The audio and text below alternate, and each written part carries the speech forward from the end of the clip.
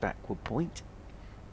Verdi bounces in round the wicket to Azad, and Azad covers up, pushes away down towards Roach at backward point. End of the over, single off the first over after lunch, and Leicestershire are 98 for 2. Ackerman 37 and 5 in the first game against Hampshire. He was pretty much run out by his partner in the first innings of that game when he was going fairly nicely, so he'll feel, I think, Colin Ackerman, that this is a real opportunity on a good pitch, not under any sort of pressure to score runs at all quickly. So can he basically just play through the session, save his side? He's looking around at the moment. He can see a slip, he can see a leg slip, 2 short mid wickets where there were 4 previously. Otherwise reasonably conventional field for once from Rory Burns. Roach is in and bowls to him, and he clips him nicely off his legs down towards Verdi, who's at a deep backward square. Well, he is now. When he picks up the ball, he was actually at sort of long leg. So a single to Ackerman. He moves on to 14, 99 for 2. The lead now less than 200, 198. That's, remember, on first innings. So he have the option, should they need it, of batting again. Partnership 17 now. Azad also looks around to see 2 short mid-wickets. Indeed, 3 really. They will go close together because Hashim Amla has come in as well. Round the wicket comes Roach to the left-hander. Bowls full, clipped in the air momentarily, just for a very short moment, and then along the ground it rolls to Stoneman. Is he the first of the Yes, he is. years who fell to his right to make the stop? Yes, Stoneman, and then Jamie Smith in his helmet in the middle, and then Hashim Amla are the 3 in there. They had 4 before lunch, now gone down to 3, although the 4 were for the right-hander, so just the 3 for the left-hander.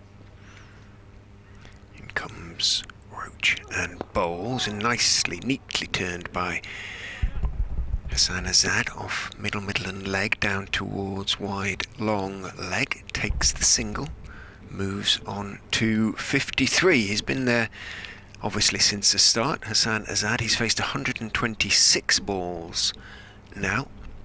Made a 50 in the first innings as well, but a 50 probably won't save the game.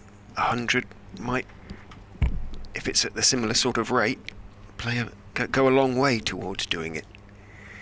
Roach back over the wicket to the right-handed Ackerman. Bowls. Ackerman stands up tall and strokes it defensively out into the offside. Amla moves across to his left at mid-off. Makes the stop. There's no run. Driller stopped. Hurrah! Surrey sort of said to themselves at lunchtime, remember what happened in the first innings, I suppose. Yeah, exactly. That collapse of 7 wickets. So, you know, I suppose it could happen again. It is the last day.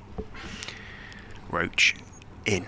Bowls full onto the leg stump of Ackerman. Dug out, rather, puff of dust. Plays it along the ground to Jamie Smith is the nearest, because he's under the helmet and he's got the pads on. It makes him a recognisable figure. He's been at short leg throughout much of the game, really, when Leicestershire have been batting, obviously. Well, I think Ollie Pope's quite enjoying having a break from that, because Yes. he's done it most of the winter, hasn't he? He has. 100 for 2, the Foxes, as Roach in. Bowls very straight. Amla. Ackerman even plays it straight back down the wicket. It hits the leg stump, ricochets off towards mid-on. For a moment Ackerman thinks, oh, might be a run there. There wasn't quite, as Fielder got back to save it. End of the over. 100 for 2. Ackerman 14, Azad 53. Overs remaining to be bowled, if it works out exactly, by which I mean obviously remember there's the hour and it can get more into the final hour, but theoretically it's 70. And it'll be Verdi to continue down below us from the Vauxhall end. Not much wind today, and we've now got some sort of light cloud above us as well in the blue sky. But it does seem that the cricket weather has arrived finally, which is rather nice. As round the wicket comes Verdi and tosses this up to the left-handed Azad, who drives in there to extra cover. The thing is, this is still a very good pitch to bat on. We haven't lost much cricket so far this season. We lost a few overs on one of the days against Hampshire, but not enough to make a difference to the game. As Verdi skips in once again to Azad, and Azad covers up. We lost on days 1, 2 and 3 the whole of the final sessions at Bristol. We had a hailstorm, bad light. Some places had snow, didn't they? Blankets of snow. Yep, snow at Headingley. Got away with that. We didn't get snow, but as Verdi's in round the wicket again, and Hassan Azad, it was just through the hands of Jamie Smith in there at short leg. He anticipated the shot because Hassan Azad came down the pitch and flicked it leg side, and Jamie Smith went to his right. So it was either going to be one of those stunners that stuck. It was great anticipation from Jamie Smith, but as it is, it went past those hands, and Azad picks up a single, moves on to 54. It's 101 for 2 now as Verdi is in and Ackerman forward. Thickish edge, inside edge, down into the ground, rolls in there to Jamie Smith at short leg, and there is no run. Azad 27 and 18 against Hampshire. 27, a controversial ending to that innings. In over the wicket again comes Verdi, and this one's pushed by Ackerman out into the offside. Verdi bowled one absolute beauty to Ackerman before lunch. It just went past his outside edge. So he'll be looking to do the same here. Verdi. As here he comes once again.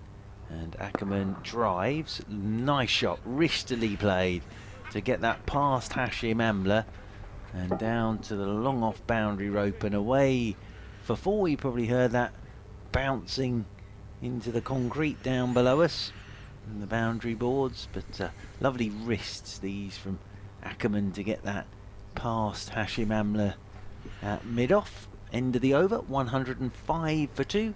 Ackerman's on to 18. Azad has 54 and the partnership is worth 23. Yeah, they need to be scoring off Verdi if they possibly can in that way, just to not just let him surround the bat with fielders and having to have a little bit of cover. Leaning on his bat, Ackerman, watching as Azad waits for whatever the field is going to be this time round. We are going to have the 3 men, but they're kind of not going to be at mid-wicket. They're starting at square leg this time. They're like a little chorus, aren't they?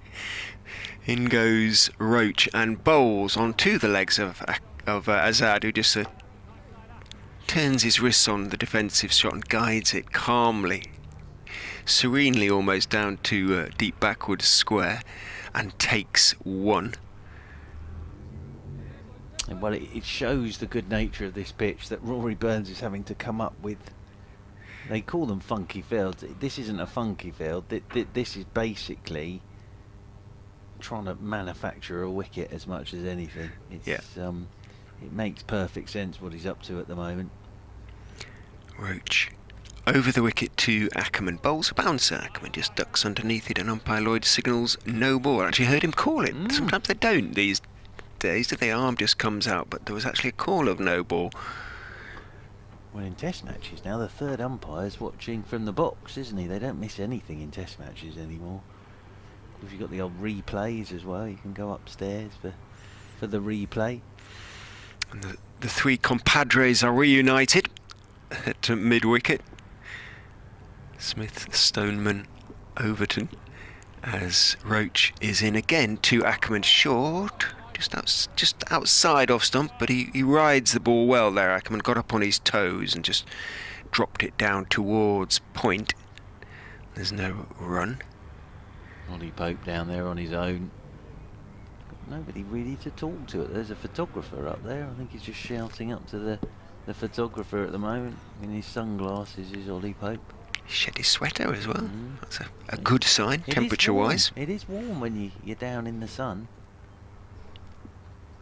Roach in. Ackerman gets another bounce so that he just bobs underneath, having to bang it in pretty short is Roach at the moment. There was a brilliant little film on the Surrey stream during the interval of some of the great, sadly not teacups at the Oval, some of the great games and what have you. But I was struck by, I know it's obviously black and white, but even so, there's almost no difference in terms of the shade of the pitch compared to the outfield in a lot of them. You would not get that. You just wonder about the quality of the pitches sometimes. In goes Roach, bowls onto the legs of Ackerman, clipped away neatly down towards Verdi, who has to run a few feet to get to the ball. Across to his right, always going to be obviously a comfortable single. And Ackerman moves on to 19, but yeah, well, they obviously weren't covered, were they? No. I mean, it was so. Well, you watch some of that footage, and well, there was the Derek Underwood spell, wasn't there, against Australia? It was sawdust all over the pitch. Yeah, absolutely. Unbelievable, really. They would not have gone back out in, I think, the quote-unquote modern era. Now then, 4 fairly close to each other on the offside now. The 3 compadres plus a gully on the leg side, sorry, but it's played through mid-on very straight by Azad. It was full. It's going to run away too long on for 4. So again, almost every ball Burns is trying something. Thoughts going through his head, just trying, I think, as much as anything, just to get in the batsman's head. But Ackerman and Azad, probably of the Leicestershire players, the 2 most unlikely to be affected in those terms. Ackerman hugely experienced, relatively hugely experienced, and Azad, just because of that, the sort of person he is. Round the wicket comes Roach and bowls again to him. He's forward. It's another no ball, and Roach turns in disappointment. Then he puts his hands out. Can it have been? Was it? We can see he looks to be landing on almost the same spot when he comes round the wicket, and he just measures it. But yes, you did, says umpire Lloyd. So becoming a longer over. 2 no balls in it so far. 115 for 2. Azad 59. Ackerman 19. Leg slip. Short, squarish leg. In goes Roach, bowls, and it's turned down in the air towards fine leg for 4, but it was in the air. Had leg gully been at leg slip, might just have been in the game there, you know, Churchy. Yeah, he might have been. I don't think Surrey will mind too much in the fact that actually, yeah, it's 4 runs, but he's playing a shot. That's the key thing here. He is playing a shot, is Hassan Azad. He's not just sort of dropping it into the leg side. He's actually playing a shot at that, so it's uppish. But Surrey are going to have to create something here because this pitch, really nothing's happening at all. And always thought today it would be very hard work from what we've seen in the game. You don't play a game where 3-7-5 plays 6-7-2 for 8 going into the final morning and 21 without loss after 17 without thinking to yourself, well, I'll be surprised if it does a load on the last day. So Surrey are going to have to really work and come up with some magic or something to take these wickets, as Verdi is into Ackerman and Ackerman is forward and pushing this one down into the leg side, and there's no run. And I think that would have been the thing Leicestershire was saying is, you know, if we could pick a pitch to try and bat out the last day, it would be this one. Here is Verdi once again. That's quicker. Oh, it's chipped in the air by Ackerman. Ooh, it was straight down towards Jordan Clark at a deepish mid-on. But at least he played it straight. That was the key thing. Played it straight back down the ground, because of course the reason he's doing that is he doesn't want to go in towards mid-wicket because there are those 2 catchers. But by having those 2 there, it made him change his shot. And he almost chipped that back to Verdi. Verdi's in again and Ackerman's forward. So it sounds a strange thing to say because Surrey didn't take a wicket. But the thing that's done, those 2 men in there at short mid-wicket have made Ackerman play it slightly differently, play it with a straight bat, and he almost chipped it back to the bowler there. the captain as Verdi's in again to him, and this one he's turning leg side, and there's no run. No ball from Amar Verdi. Does Goodness. bowl a few of those. There's Amar Verdi. 2 more to the total. 2 more towards that 176 more required, Leicestershire. It's Verdi, little skip again, and then bounces in over the wicket, and Ackerman chips this one into the turf and up again, and Verdi does the fielding off his own bowling. He's getting a bit of loop here, is Amar Verdi at the moment. He's the bowler against whom Ackerman looks least comfortable, I think, for sure. Verdi in once again to Ackerman. Ackerman gets across his stumps. That front foot goes outside off stump, and then he's turning that down into the leg side. So should be a little bit careful there.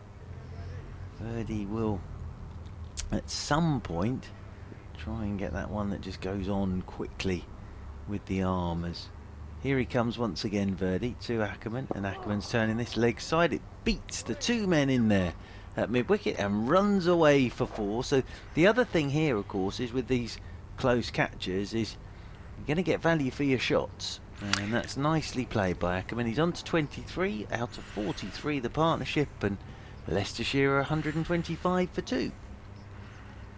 But yeah, attacking fields, you get value for your shots, don't you? You get it past the attacking fields, especially here today with the sun out. Outfield's pretty quick anyway, but with the sun out today, whistled off. Who is vice captain? Who will take over from Burns really, if and when he goes plays for Really England? good question. No official no VC. official. Okay. I would have thought either M. Stoneman or B. Folkes. Whether there is an official, I don't know, but it's normally one of those two that does the job. Stoneman did it last year in the Bob Willis Trophy for a bit when Burns was away, but Folkes has done it as well behind the stump, so it'd be one of those two, I would have thought. So we've got the 3 short mid-wickets, or arguably 2 short mid-wickets and 1 short in front of square, but they're all very close to each other. As round the wicket goes Roach and bowls to Azad, and it goes past his sort of right armpit as he bounces it towards Leicestershire's left-handed opener, who just sort of steps slightly inside the line and allows it to go through behind the stumps to Folkes. Burns still thinking. What's he pointing at this time? Is he telling Amla to go a bit straighter? Did you tell Amla anything, or did you just ask him politely? Would you mind, Hashim? Yeah. Roach is in, bowls, and dropped out into the offside off the back foot, and you heard the call of no from Azad as he saw mid-off closing in on the ball. Is that done? Jordan Clark. Jordan yes, it is. Yes, it is. He's thought of something. Can I ask you a technical question, Richard Ray? As long as you don't expect a competent answer, but yes, by all means. BBC Radio London would like me to do a 220 update. May I borrow your ISDN? Of course you 220. can. Thank you. Of course you, you can. Thank you. Talking of which, I'm going to go and do my 2 o'clock. Very good. As round the wicket once again comes Kemar Roach, and this is drilled back up the pitch by Azad, and Roach does the fielding off his own bowling, and there is no run. 172 runs behind at the moment are Leicestershire. Here is Kemar Roach once again, round the wicket to Azad, bouncer, and ducking underneath it is Azad, and taken by Ben Folkes, moving to his right hand side. 125 for 2. Slip, leg slip. 2 catching at short mid wicket. Kemar Roach coming round the wicket to Azad, and Azad is tucking this one straight into the second of those men in there at short mid wicket, the tall figure of Jamie Overton. Burns and Folkes are having a natter about everything out there at the moment. But yeah, sorry, trying to come up with some sort of plan here to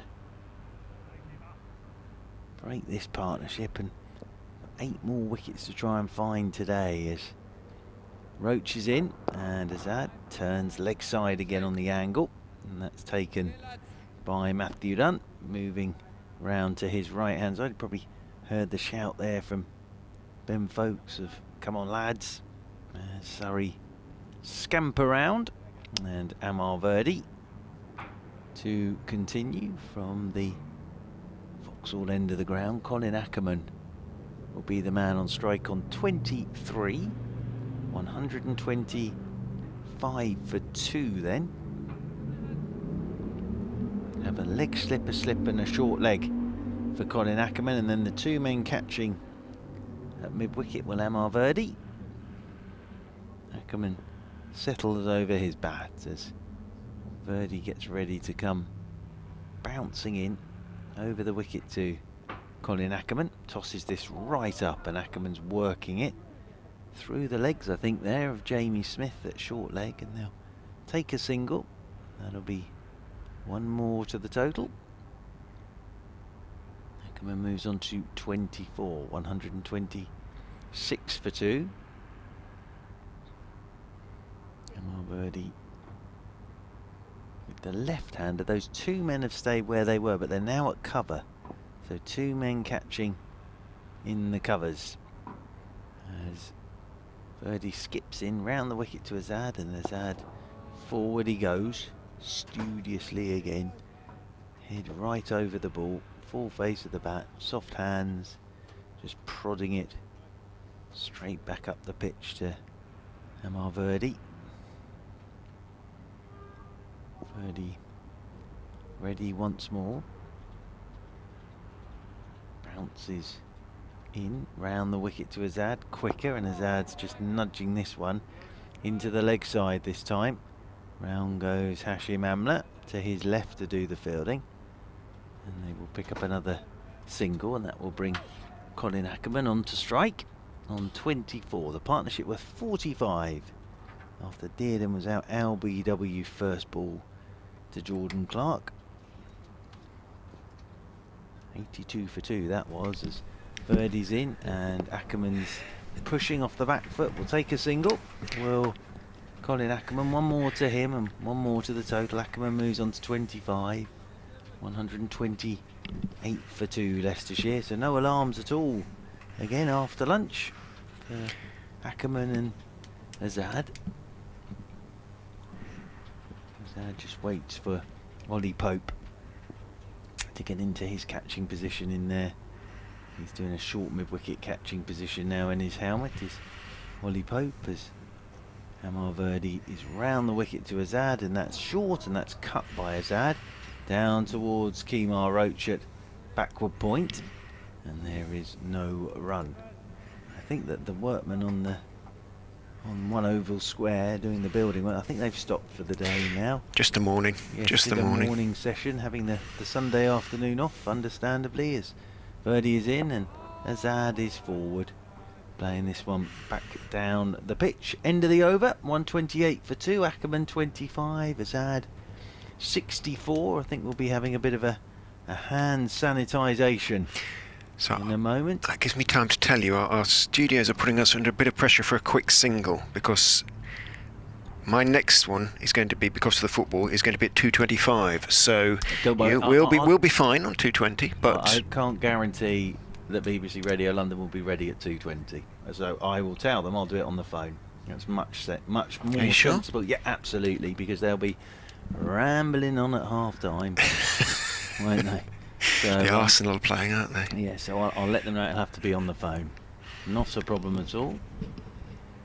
But yeah, I'd rather do it that way round.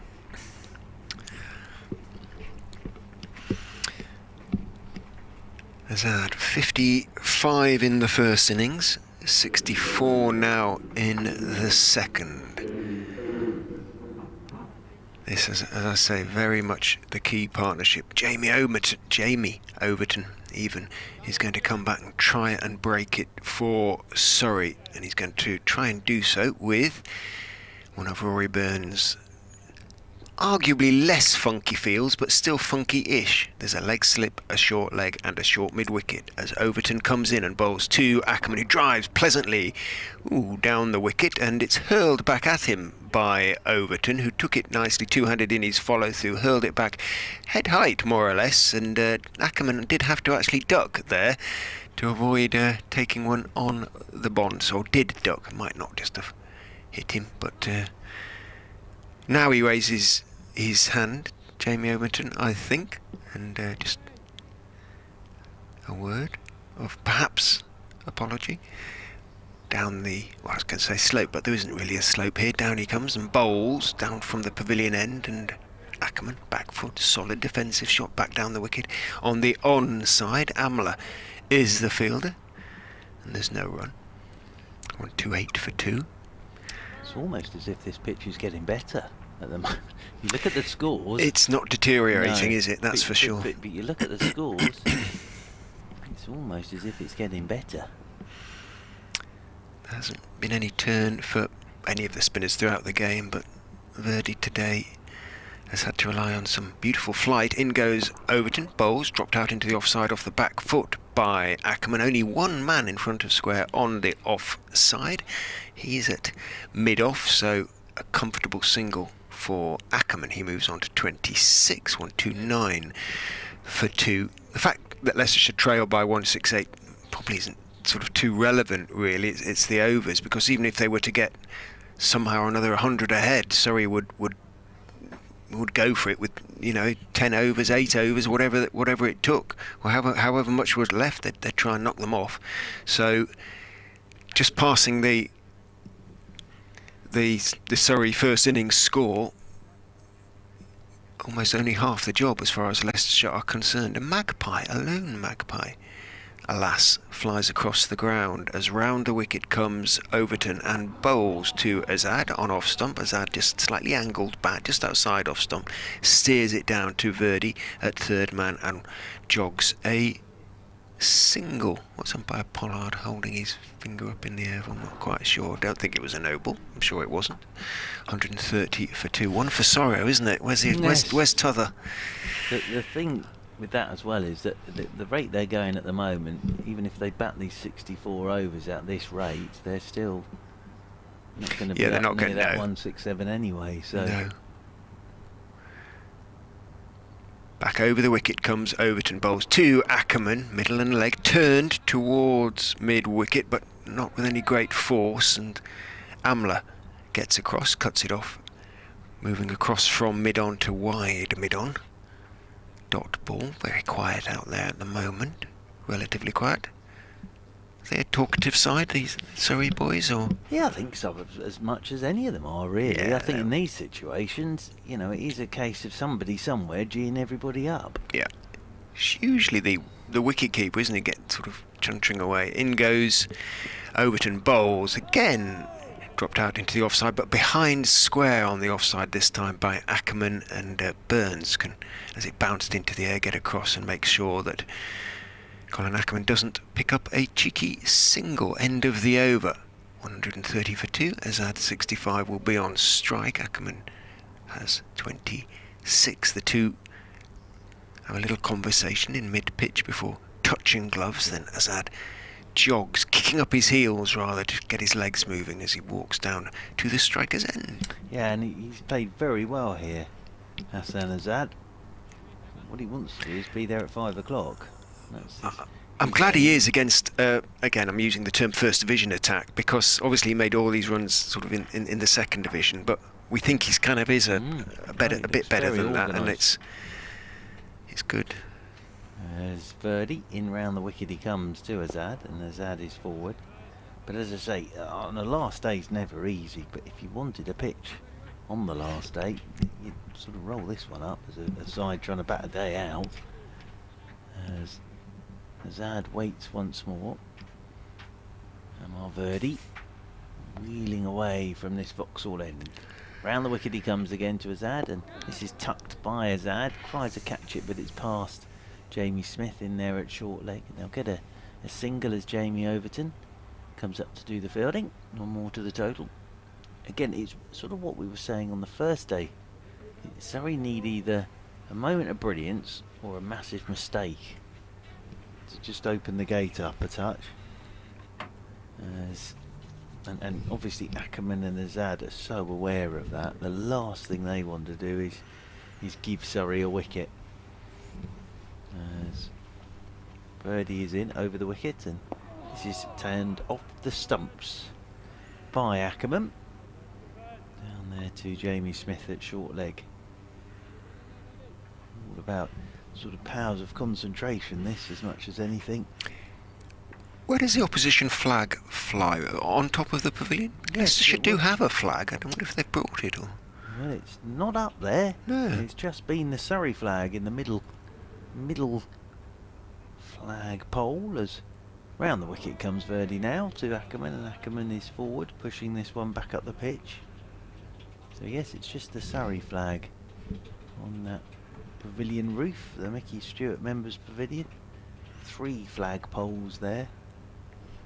As round the wicket once again comes Verdi, and that one is getting Ackerman just covering up a touch. Nicely bowled by Amar Verdi. So yes, just the Surrey flag, but it's not really moving today.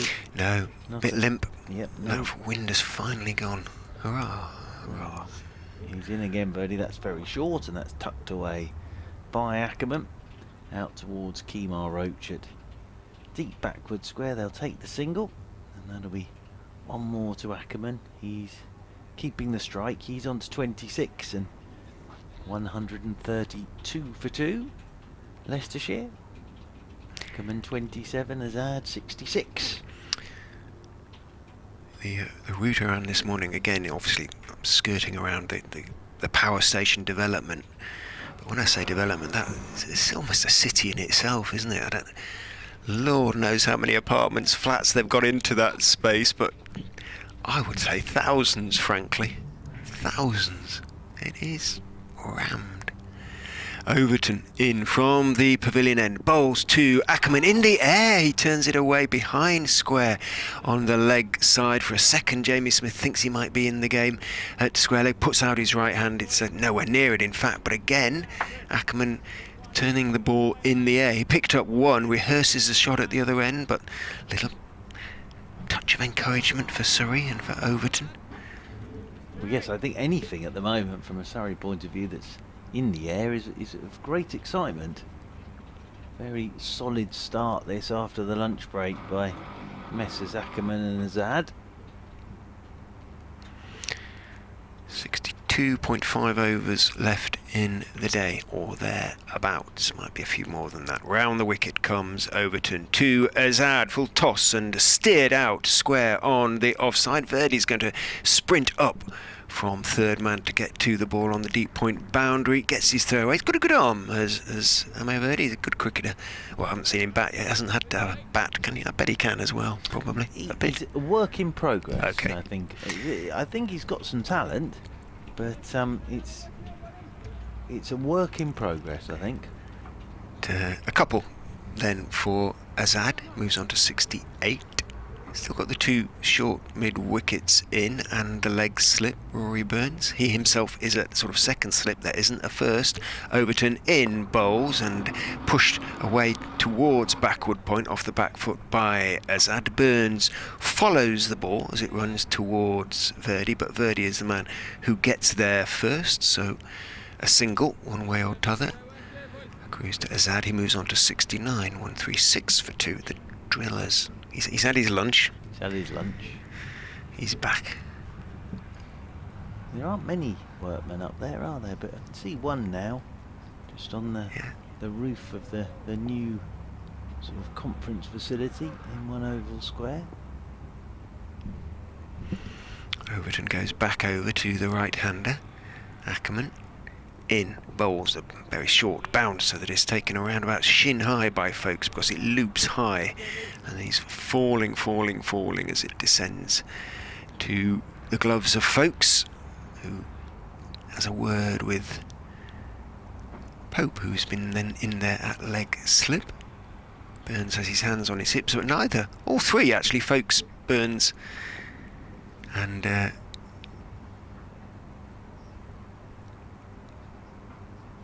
none of them have sweaters on. He bowls Overton, slightly short of a good length. He gives it everything, Overton. Ackerman up on his toes, just playing it calmly down into the offside. Yeah, he really does, doesn't he, Jamie Overton? Every ball is a big event, really. He charges in. His commitment, as they say, is total. You can almost see why he's had 1 or 2 injuries over the years, because the whole body goes into it. Everything. He gives it. Turns at the top of about 22-yard run. Maybe 1 or 2 yards more. In he goes, bowls to Ackerman outside off stump, and again, although it's a reasonable length ball, it's a little bit too wide, but again it sort of dies into the gloves of folks, and yeah, if anything, the pitch is just looks as though it may be beginning to die a little bit. The ball is, well, theoretically 51 overs old. It was changed after 34.1, so we can only say approximately 50 overs old. But really doesn't look to be much life out there for the likes of Overton, who's stalking rather out towards the deep square boundary. Yeah, it must be a little bit soul destroying, I would have thought. Verdi to continue to come round the wicket then, and Hassan Azad turns this one down into the leg side, and that's going to roll in there towards Ollie Pope at short mid wicket, and there is no run. Just keeping an eye on my phone, if that's okay. Yes, no, absolutely. And then I'll run outside. As here comes Verdi once again. Azad is forward, playing this one down into the leg side. Oohs and ahs. There's going to need to be a bit of that just to make Azad think, have I missed something here? Never used to bother Callie that, did he? He used to just do them on the phone. Yeah, while he was on air. Yeah, bless him. What a man. What a man. He had so many to do, I think he thought, oh, heck, whatever. Dave Callaghan, what a man. As waiting once again is Azad. Round the wicket goes Verdi to him, tosses this one up, and Azad, it was a tempter to have a little drive at that, but Azad wasn't tempted. He just pushed it back up the pitch very neatly and tidily. Really did toss that one up a touch more. Verdi, nicely bowled by Verdi, but very nicely played as well by Azad. Ollie Pope, I think, had forgotten his box, so he's just had one brought out to him to go in there at a second short leg, really. Ah, there's the phone, Mr. Ray. In goes Verdi and bowls. Azad is turning it towards Pope. In fact, it actually goes to Smith, who's the squarer of the 2 short legs. So it's Smith who does the fielding, and there is no run. Azad remains 69.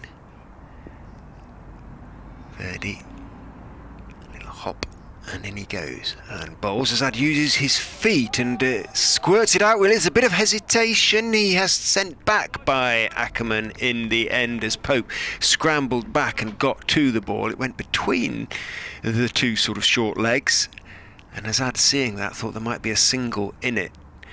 There wasn't. He was sent back, and he had taken a couple of steps down, so almost a mix-up between he and Ackerman.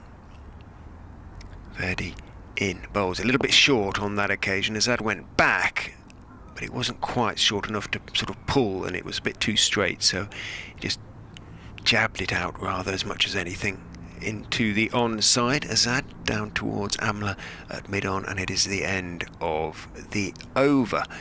61 left to be bowled today. That's the equation, really. 8 wickets for Surrey, 61 overs for Leicestershire to survive a lot of overs. Trail by 161 on first innings, but as Churchy's been saying, that's unlikely to be relevant, really. Right, what Burns, what is he going to do to his field this time round? He's got a short backward square, almost well, leg gully Ollie Pope has gone in at, as Overton is in and bowling down the leg side. Ackerman lifts his bat out of the way. So there's Pope at leg gully, Smith at short square. He's not at short leg, he's 1, 2, 3 pitches back now, because Ackerman might just clip it firmly. He's there for the sort of clip in the air, so they're going to have to be alert. And there is also a short-ish mid-wicket, also 3 pitches back. In goes Overton, bowls on off stump. Forward goes Ackerman, playing it carefully and gently out into the off side. Stoneman is a fielder at mid-off, runs across and fields, and there's no run. Roach is grazing out on the point boundary. Burns himself is at first slip. Amler is at mid-on. Clark at deep square.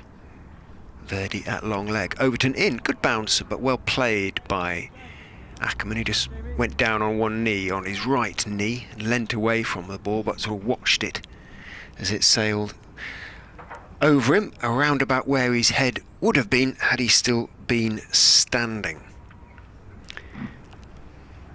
136 for 2. Ackerman 28, Azad 69. Overton turns. He's ready to go.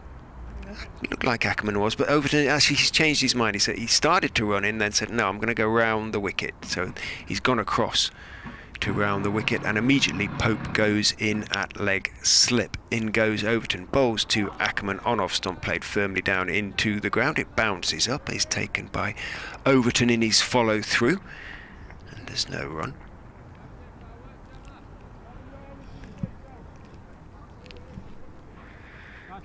My update's coming up in about a minute's time, but I'm on my own.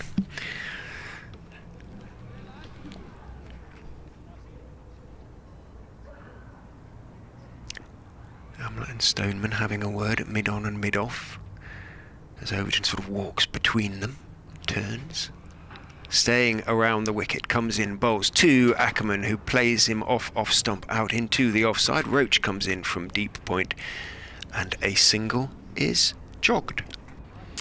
And Richard Ray is off next door to do his update for BBC Radio Leicester. 137 for 2 then. And Jamie Overton marches off back towards the pavilion, and settling himself down over his bat is the left-handed Azad. A little photo there of Adam Hollyoak with Sean Abbott, who of course is coming to Surrey on the Surrey live stream. That tweet, I think, as round the wicket then comes Jamie Overton, and forward comes Azad and pushes this one out into the offside. End of another over, but not a huge amount going on out there at the moment.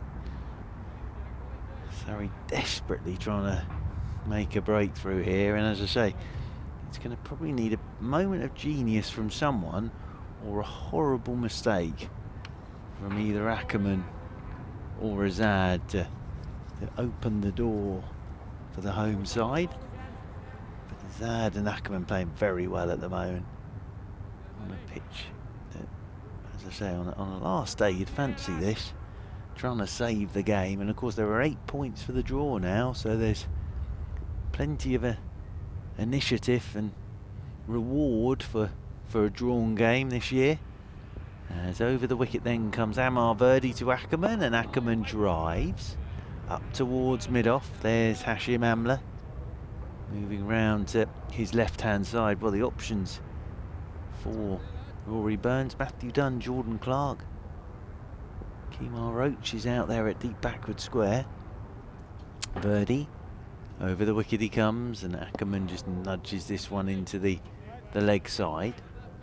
And again, there is no run. You can hear Ben Folks there just trying to get something happening out there in the middle for Surrey. Be the same for any side in this situation, as Verdi is in and Ackerman is forward and just pushing this one out towards the covers. Ben Folkes goes jogging out to retrieve the ball. Lovely day still here in South London as Verdi is in, Ackerman is forward and covering up again, pushing this one back down the pitch. Stoneman does the fielding. Oh, the drill's out again, so we're getting some drilling again. Verdi bounces in over the wicket, and this one again pushed by Ackerman straight back up the pitch off the back foot. Verdi bends down and picks up. Ackerman wanders off towards square leg, and then he'll wait again. Colin Ackerman with that bat raised as he's whipping this one from Verdi, leg side. Matthew Dunn comes round to do the fielding, and there is no run, so another tidy over from Verdi, but no alarms at all here for Leicestershire at the moment, and they're doing a good job, these two. Surrey will be slightly concerned. I think it's what they expected, but as I say, I think this pitch is getting better. 1-3-7 for 2. And Surrey in a bit of a huddle down there. Richard Ray is back alongside. That was very hectic, wasn't it? But we managed to get our updates in, and now they're starting to kick something. Oh, they're not leather, these rugby and footballs these days, are they? So I'm good until 10-4 now. Excellent. Well done, sir. Well done, well done. What's the first of those events this afternoon? The rugby, it's Leicester Tigers versus Bath at Welford Road. The stadium, as you'll see as you may recall from your last visit to Grace Road, when you look back from the commentary box at the cricket ground, you can see both the football and rugby stadium very close to each other in Leicester City Centre, essentially, very close to the centre, whereas the cricket ground, the Upton Steel County Ground, Grace Road, is about a mile to the south of the centre in Aylstone. Little geography lesson. Should you not have visited Grace Road for Surrey spectators? Well, a fair few have probably made the trip at one time or another. Overton's going to continue from the pavilion end. He's going to be bowling to Azad with, as ever, changes to the field. Leg gully stroke slip is Pope as Overton comes in, bowls to Azad just outside off stump. Azad gets up on his toes, rides it away, pushes it away along the ground out towards backward, deepish backward point. Verdi comes in off the field, off the ropes. The Leicestershire coaching staff and some of the players are wandering around. I can see Harry Dearden and Gavin Griffiths flanking Dips Patel, who is sort of now involved with the first team, was initially with the academy, or was for many years with the academy. Tom Smith is with them. I'm always hopeful they stop by the effects mic so we can pick up a little bit of gossip, but alas they don't. In goes Overton, bowls a very high loopy bounce that actually bounces a second time before it gets to folks behind the stumps. And I think Overton's reaction to that sums it up, really. It was like, oh, bang that one in, and it's bounced once before it's got to Ben Folkes. So there is not a huge amount going on out there at the moment, which from a Leicestershire point of view is terrific. And as I say, these two will not want to do anything silly now. They've done it perfectly so far. We should of course say that there will be a second new ball, and that Surrey will have plenty of overs with it. Around about just after tea, I would think. Overton is in. Another bounce, a bit better in that it wasn't quite as short, and again played well by Ackerman, ducked underneath it, and it was taken on the full this time by Folkes, albeit pretty low down. 54.3 overs have been bowled with this ball or its equivalent, so another 25.5. Yeah, it'll be after tea now, obviously, but there will be that second new ball, and that can make a real difference. In comes Overton, trying to make a difference with the old ball. Bowls a slower ball and had to wait for that one. Ackerman played it well. Off the back foot, back down the wicket. Overton's hands started to go into the air. I suspect Overton almost sort of... He's one of those bowlers who expects to take a wicket with every ball, which is, of course, what absolutely right. His hands started to go into the air. Ackerman played it well enough. He's on 29, Azad has 70. Actually, I haven't looked at Twitter for a while. I missed a load of tweets earlier this morning. Apologies about that. That was because of my sort of computer and the Wi-Fi. In goes Overton. Bowls. What happened there? It came out of his hand and it flew high. It's a no ball anyway. That was curious.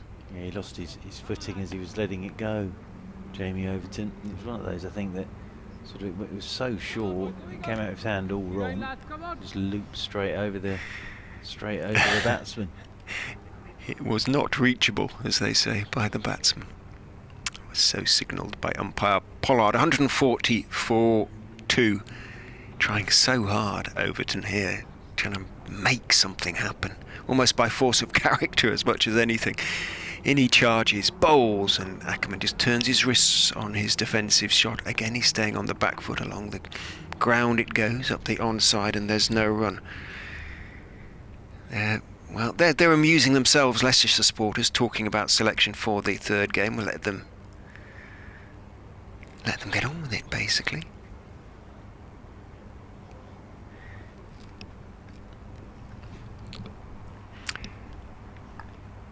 .140 for 2. Ackerman 29, Azad 70. Different sort of selection problems to those of the Surrey. I was going to say selection panel, but does the captain have the final word? 10-2 or? I've got no idea, to be honest. Absolutely no idea. Overton is in, bowling onto the legs of Ackerman, who turns it calmly towards Smith, who's that 3 pitches back at short square leg rather than short leg, and he feels comfortably enough. End of the over, and now he's not stalking back Overton to his fielding position. He does now look a touch weary, trying to flog something out of the pitch. Yeah, it's hard work for the quicks, this, it really is. Jordan Clark's looking like he's sort of beginning to loosen up. Yeah, there he goes through his bowling action. He's the man. 2 for 7 from 5 overs.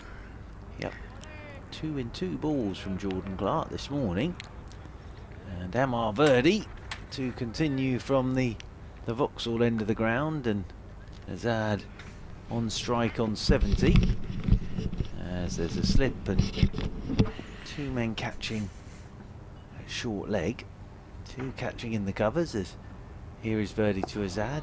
Forward he goes and pushes this one out into the offside, and there's no run. I think probably it would be the captain, wouldn't it? I suppose, just with a bit of consultation. I think Leicestershire's is a sort of something of a sort of collective decision between the coaching staff, obviously led by Nixon and Ackerman. Whether Ackerman sort of has the final word. I think the squad is let's say a 13-man squad for the match day is probably sort of Nixonian. As round the wicket comes Verdi, and this one's turned leg side, and there's no run. I think sort of every coach is different, aren't they, really? I think whoever's in charge has a way of doing it, but I'd have thought it's sort of the coaching staff with a bit of input from the captain who picks the squad, and then on the day it's the skipper who sort of says, actually, do you know what, I want this one, and this one, please. As here is Verdi. Oh, little leading edge from Hassan Azad as he's looking to flick that one leg side, and it actually rolls down towards Kemar Roach at backward point. Yeah, I suppose the problem is if they ever get to the stage where the captain says, I want X, and the coach says, no, it's going to be Y, so what happens then? I think the coach leaves as here comes Verdi, and this one's left alone outside his off stump. Something has to give. One of them's done by the end of the season, as we've seen over the years. I think you have to have that relationship that works between the two of you. As he waits again, does Hassan Azad. As round the wicket once again goes Verdi to him, and he's turning this off the stumps, neatly and tidily though, out towards deep mid-wicket. Jamie Overton is up to do the fielding, and they'll pick up one more. Yeah, this is going to need a bit of drama at some point, I think, for anything to happen. And genuinely on this pitch, I think he's going to need something sensational from a bowler from somewhere, really. Has Mark been out to get the scones?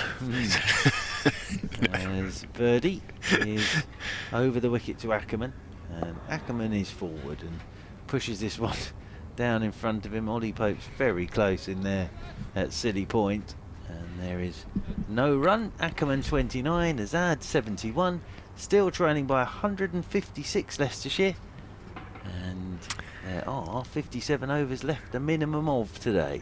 That's the other thing. Another thing we're missing at the Upton Steel County Ground, Grace Road, is not just the Charles Palmer restaurant, but the Friends of Grace Road. That in the last 2, 3, 4 years, that the cakes have been just extraordinary. Sensational selection of homemade cakes, of coffee and walnut, chocolate, fruit cakes, Victoria sponges, the absolute works. So much so that I would have to say it is now even better than the ladies' pavilion at Worcester in terms of the cakes that are on offer in the meat, or that were on offer in the meat. Sounds very nice. Oh, those days will come again. Those days will come back.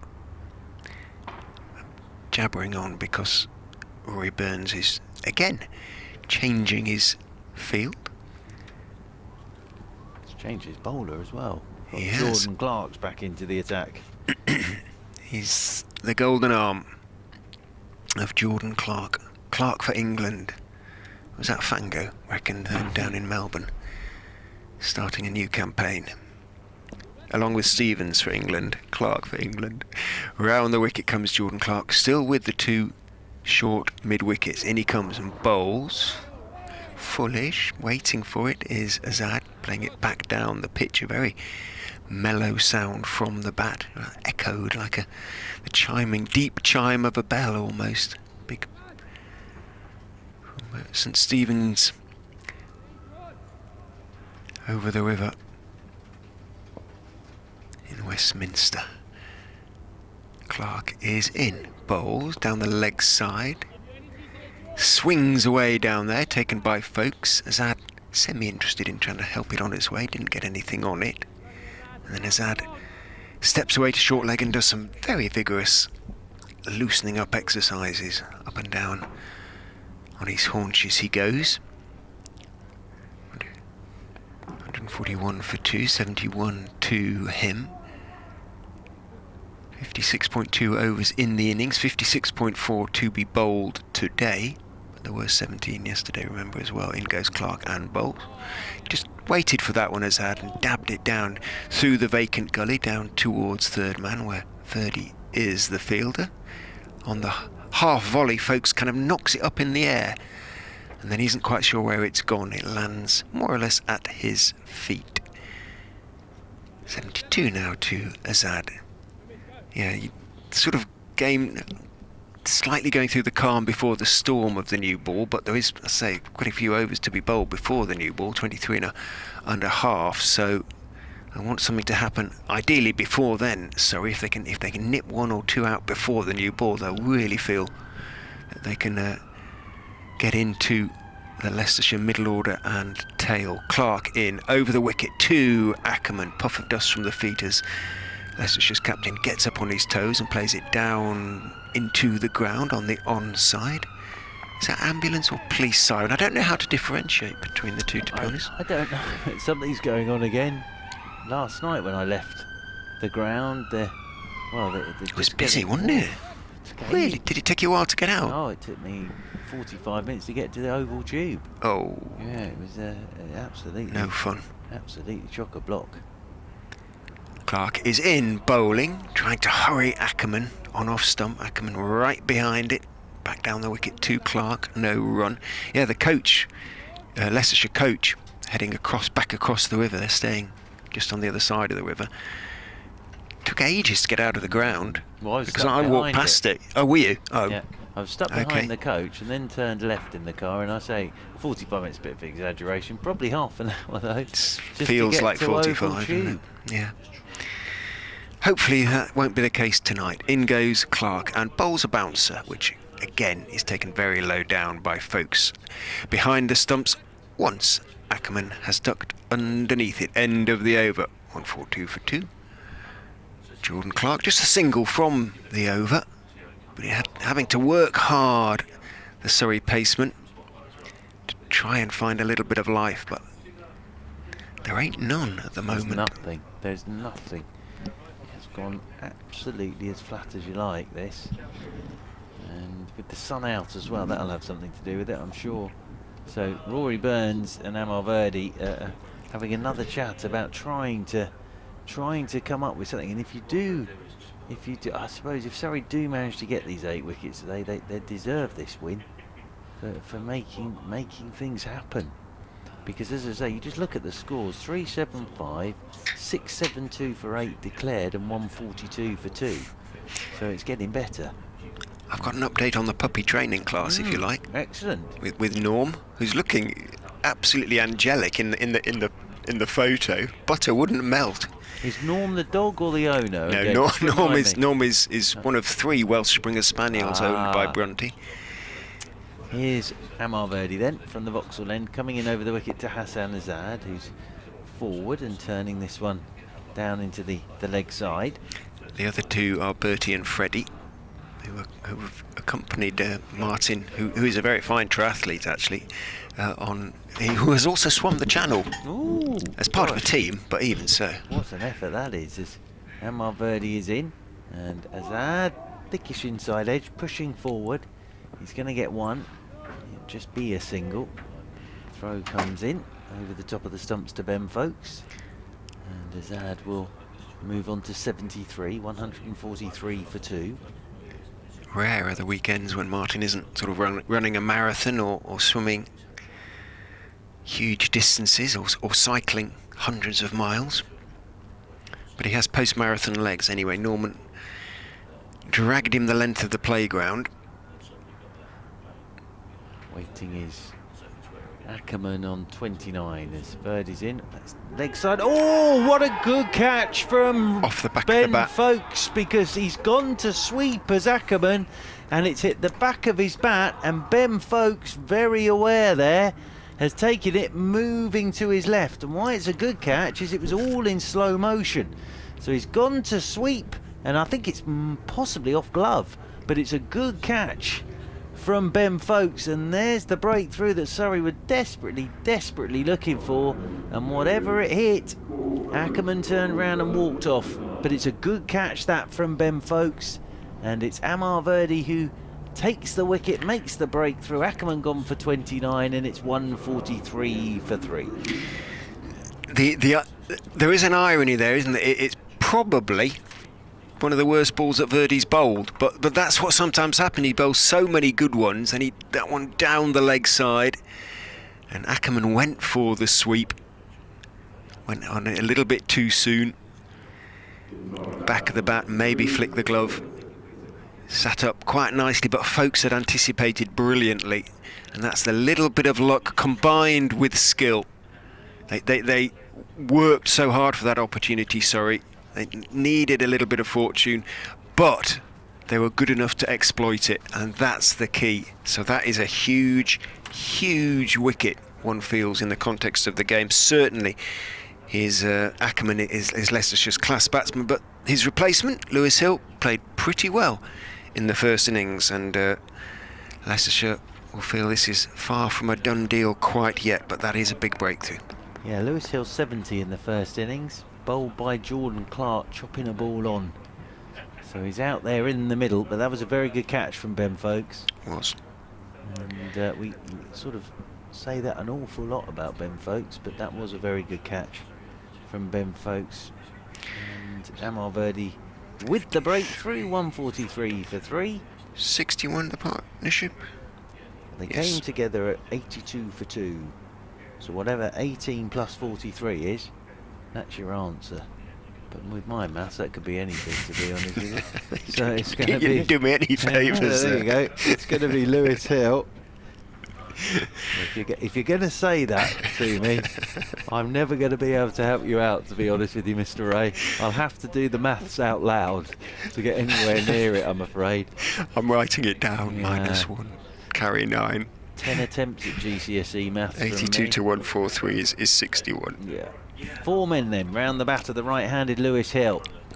Here is Verdi, and the first ball for Hill. Shout for LBW. He's not going to get that because he'll be outside the line, but he's just asking the question because Hill's bat was sort of tucked in behind his pad.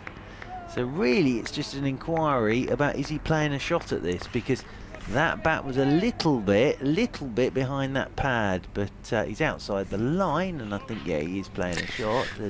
Verdi is in over the wicket to Hill, and Hill turning this one off the stumps. All of a sudden it's a bit livelier out there now, as Dunn comes round to do the fielding, and there is no run. You can hear Ben Folks shouting away, well, not shouting away, but chuntering away behind the stumps to Verdi. Lewis Hill waits again. Verdi is into him, and Hill drives up towards Hashim Amla, who does the fielding there. And the over from Verdi that brings the wicket for Surrey, and Leicestershire 143 for 3. And Jordan Clark, I think, will continue from the pavilion end with Hassan Azad on 73, and Hill yet to get off the mark. Yeah, new batsman to bowler, so everyone's spirits lifted on the bowling side. Each time you think, or each time Leicestershire might think we're getting ahead of the game here, or attack's starting to get a little bit tired, wicket lifts the bowling side no end. They're chipping away here, Surrey, and they know that having taken some time to get the first 3 in Leicestershire's first innings, the last 7 came pretty quickly. Here's Jordan Clark round the wicket to Azad, who is even more vital to the Leicestershire cause now. He turns one off his legs, and he just gets enough bat on it to persuade Clark to truncate his appeal. He was starting to go up and turn towards umpire Pollard, just a little inside edge as the ball flew down to fine leg. Azad moves on to 74. Yeah, I suppose what you do if you're Surrey as well, at any point of today, you say, look, fellas, Leicestershire are still behind in the game. Even though today Leicestershire have played really well, you sort of say to yourself, well, we're still ahead of the game here. So it's just sort of reminding yourself as much as anything, isn't it, when there's that sort of after lunch, very quiet, nothing happened, then a wicket goes down, and you look at that scoreboard again, you think there's still quite a bit of work to do here for the visitors. Oh, look, it's the old Surrey square again. It is. It's almost, it's almost a parallelogram, isn't it? Is that what that is that actually with this man down here? Yeah. Cool. In goes Clark and bowls, and Hill is solidly behind it, pushing it to one of the men involved in that square or parallelogram, who I think is Stoneman. He makes the stop. He's at almost silly mid-on. He's a sort of pitch and a half away. In fact, it's Smith, isn't it? He's got his pads on. No, Smith's at short leg, a pitch and a half away, as well as Clark is in and bowling. Hill again behind it. His right foot, his back foot, goes out at an angle of almost 45 degrees as he plays there. Hill almost pushing across the line, rather. Pope is at leg gully. It's almost beyond description, really. There is a short mid-wicket as well. Looks like dice, doesn't it? It does. Amla's up there at mid-on. Even Amla's shed his sweater. Goodness me. In goes Clark and bowls. Hill solidly behind that one. Times it nicely, and it bounces down. And then into the hands of Overton, who is the short mid-wicket of the 4.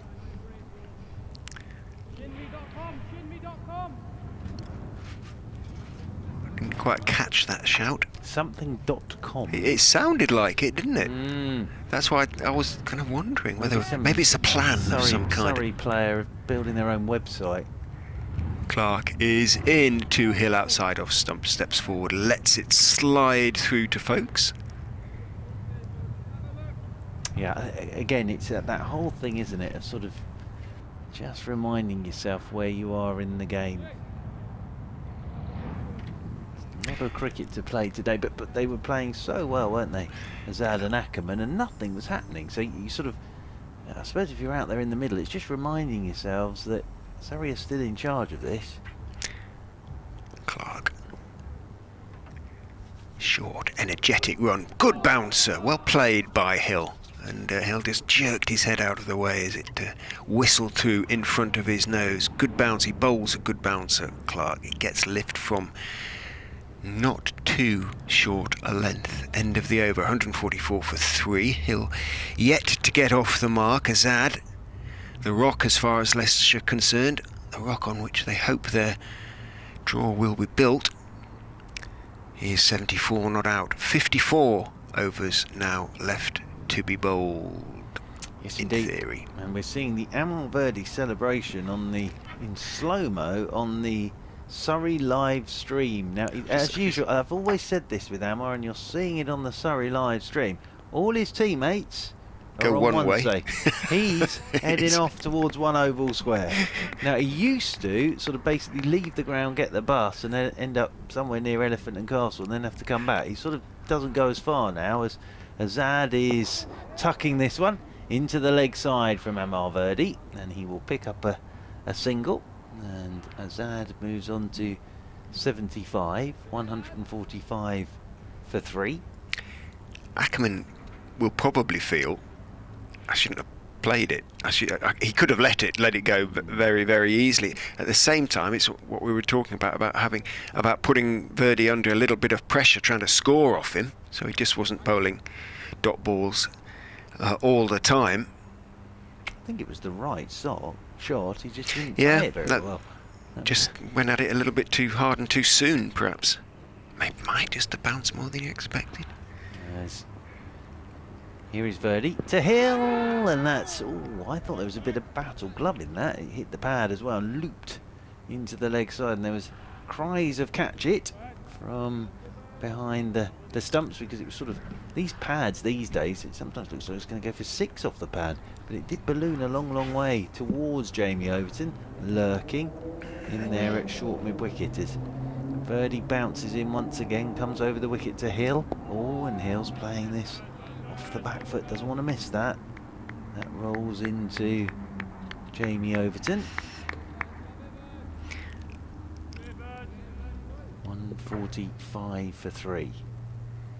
Trailing by 152, Leicestershire, as Verdi is over the wicket once again to Hill, and Hill pushes this one back off the stumps, down the pitch towards Verdi.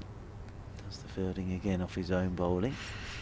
Into his 21st over now is Verdi, so he's going to bowl a lot of overs today. In over the wicket he comes once again to Hill, and Hill gets forward.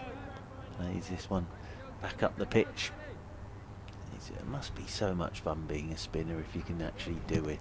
I was going to say, if you're good, yes. But if you can, and you are working a plan and trying to work a batsman out, and it comes off, it must be lovely, I'd have thought. As over the wicket once again comes Verdi, and this one's nicely played by Hill. Actually, he's just waited for it and then turned it down into the leg side, neatly and tidily. End of the over, 145 for 3, Leicestershire. Hill yet to get started, and Azad has 75. Well, good afternoon to Ollie, bless his heart, one of Leicestershire's greatest, most loyal supporters, forever writing to newspapers and things, the local, the Mercury and things like that, saying this is going to be Leicestershire's year, and Paul Nixon building a great squad. Anyway, for the first time, he says he's really following a live streaming game and enjoying it. I look forward to seeing you at a ground soon, Ollie, because he's usually at every game, actually, one way or t'other, home and away. And I think the first time spectators will be admitted to a game involving Leicestershire this season will be May 19th at the Aegeus Bowl against Hampshire. No cricket going on at the moment because, as ever, Pope is being moved around. He's now at leg slip, 2 short mid-wickets as round the wicket comes Clark and bowls to Azad, who just calmly as ever drops it out towards point from off stump. Burns comes running out in pursuit, gets there this time before Verdi running in from the wide third man position. Result is the same, a single to Azad. He's on to 76. Hill yet to score. Huge job to do for Lewis Hill to support Hassan Azad. They cannot afford to lose another wicket before tea, the Foxes. I feel. What's that shout all about? Back over the wicket comes Clark, bowls to Hill, full on leg stump, clipped neatly away through square leg, and I think that's going to be for Verdi's putting in the run, can't quite get there. Good effort from Verdi. He sprinted round from wide long leg out towards the deep square boundary, but it was nicely timed, and it was going over the net area, which does not slow the ball down any. There's very little grass out there. The ground staff at the end of each day have been really watering that area, particularly where the tent has been, to make sure it recovers. And I think probably come test match time it's going to look a picture as ever. In goes Clark and bowls, and Hill again through the leg side, and again it's going to run out, this time to mid wicket for 4. Again the pigeons have to fly away, but 2 rather sweetly timed shots off his legs by Lewis Hill. Consecutive boundaries, nice way to get off the mark. Yes, lovely shots from Lewis Hill. Very compact player, isn't he, Lewis Hill? And well, as we were saying, he likes batting here. Always makes runs here in the Championship. Lewis Hill, 170 in the first innings, 100 back 6 years ago. I'm sure that's probably a factor. I'm sure, you know, you might not say so, but it must just lift your confidence, even if it's just 1% or something. And at this level, that makes a difference. Clark with 3 short mid wickets into Hill, who looks to turn it down into the leg side. I think it came probably off the pad because it went quite slowly to Pope. It bounced a couple of times as he went down onto his knees at leg slip and made the stop. Dot ball, 154 for 3. Well, you were saying Ben Folkes before his 100 at Bristol averaged 304 in Championship cricket and then made 133. So yes, he enjoys batting at Bristol. Clark is in, bowl, driven for 4. Over pitch slightly on off stump. Hill just leant into it and makes it 3 4s in 4 balls. All really nicely hit by Hill. Along the ground all the way, each and every one of them. Taking advantage of Rory Burns' funky fields, if you like, in that it, as Churchill said, it does leave gaps in it. Therefore, if you can find a gap, then you're going to get value for money, and there are more gaps to be found. Jordan Clark is in, bowling to Hill. Better delivery in that it's a better length at any rate in terms of not being able to score off. Hill has to defend on the back foot, back past Clark, who is reasonably philosophical at the end of an over in which he's conceded 12 runs. Not really a factor at the moment. Trailing now by 139, Leicestershire. Maybe that they overhaul Surrey's first innings at some stage, but well, the other thing, of course, with that is it would take 2 overs off, out, yeah. Which could be very important, I suppose, in the grand scheme of things. In the last hour, do you have to? Does that still apply, or do you still have to bowl your 16 overs in the last hour? That's an interesting one. Yeah, actually. That is an interesting one. I think it's 16 in the last hour, isn't it? So even if there's a change of innings, is there still 16, or does that become 14? Yes. Well, I suppose it would be if it was. No, if it was 16 in the last hour, and they're still batting Leicestershire, let's say, and then in the second of those they were out, I think that would go down to 13 if they were in. That's what I mean. So you would still lose those 2. Yes, absolutely. Okay, yes. fair enough. Yes. But so obviously, if it was before that, then it would be the 16 in the last hour. Yeah. Okay. So it could be could be a factor. You a can, long way to you go. can if you suddenly get your spinners on, get through a few more, obviously. Yes, So that's the thing. It's a minimum of 16, isn't it? yeah. That's what they always say. Minimum of in the last hour. So there we go. 158 for 3. 4 men around the bat of the left-handed Azad, and it's Verdi once again to Azad, who's forward, pushing this one into silly point. So slip, silly point, 2 short legs again. 4 men around the bat of Hassan Azad, who's just looked absolutely level here as Hassan Azad.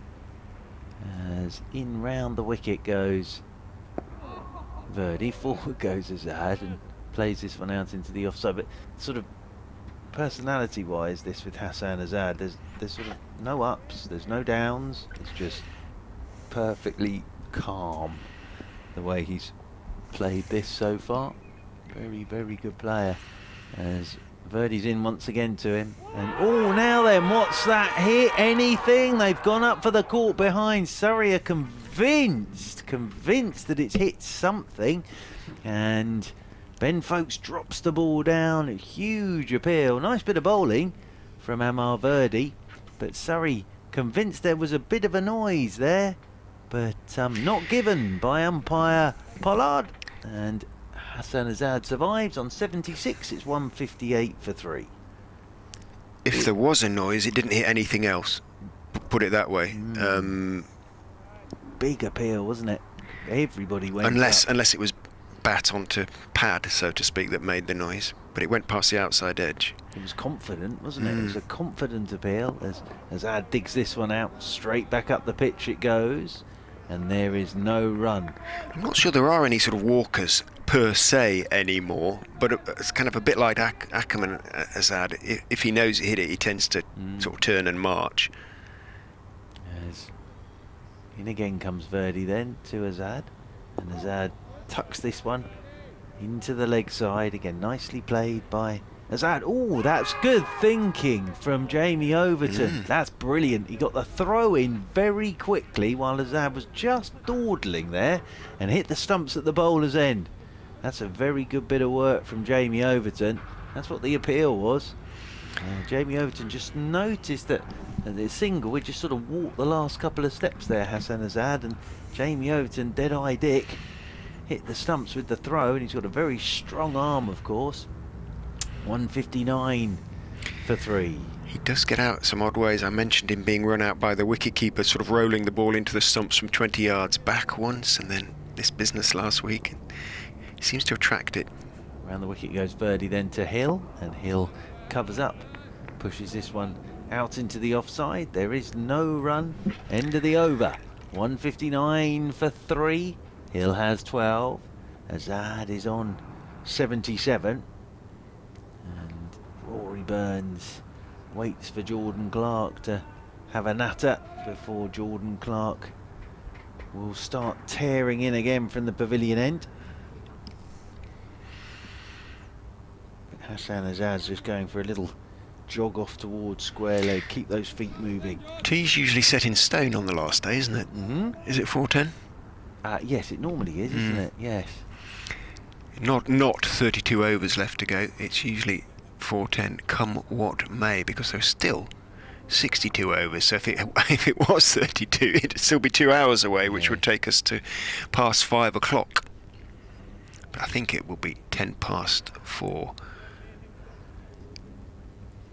Clark is going to go over the wicket to Azad, who's watching carefully because there's a deep square, or he's looking around carefully. It's interesting you should say about his temperament, and it's very analytical. As in goes Clark and bowls to him, fully waits for it, digs it out a little bit on off stump, and it rolls out to Amla, who's at mid off, as befits a chemical engineer. He's looked at his game, he's looked at what he needs to do to succeed in first class cricket, but he looks at little things as well. So yes, I mustn't allow myself to be distracted by people chirping at me, things like that. So he won't be, because it doesn't pay off, if you know what I mean. In goes Clark and bowls outside of stump. He lifts his gloves, and Burns throws the ball underarm at the stumps, hits the pads of Azad, who was wandering off towards square leg within his crease. But as I say, he has been out like that once before. folks is wandering up, maybe to say sorry, I don't know. Azad didn't turn, so maybe not. Who knows? I would dearly love to have a microphone out there sometimes. I think there ought to be a commentator's mic just so we could hear. In goes Clark and bowls, turns his wrists on that one as he pushes out to mid-wicket and then calls Hill through for a quick single. But Surrey trying to get under his skin. He's a new man to them. He won't have come across Azad before, so as ever in professional sport, try and find an opponent's weakness. Well, I think we've seen already with him though. They can keep chuntering away to him all day. It's not going to bother him in the slightest. Yeah, and he won't sort of chirp back or anything. He just sort of look back. Over the wicket comes Clark to Hill. Might just have been the off cutter. It didn't. It was a slightly slower delivery. It didn't off cut. It didn't take the seam. Hill on off stump just played it calmly out into the offside. Experienced man now, Lewis Hill. 30 now. The new dad. Must find out what his daughter's name is. Congratulations to the Hills. 3 short mid wickets in as Clark roars in and bowls to Hill, goes past the outside edge. Did he? No, I think Hill then looked up to the skies, so I think he did play at that one. He might just, his bat was very close to his front pad, and I thought for a second he might just have tucked it in behind it, but I suspect not. I think he had a little feel for that one as it slid past. We'd have to see a replay. 160 for 3. Leicestershire trailed by 137 on first innings. 50.1 overs to go. Once it gets to 30, they'll start to think. I'm sure they do believe now, but the supporters will believe as Clark goes forward and he defends Hill out into the offside, and that is the end of the over. But I don't think they'll let themselves, Leicestershire supporters, really believe until probably there are 30 or so overs to go if these two can get through the next 20. If they get to the new ball, there's a chance. There is, and that new ball is 17 overs away. Yeah, all of a sudden it's not so very far, is it? 17 overs, so obviously there's a very good chance they could get 1 or 2 before tea with Verdi going from the Vauxhall end, because if we are at 10 past 4, which I'm pretty sure we are, that's an hour. That's exactly away. An hour. 17 hours. It'll be Verdi bowling.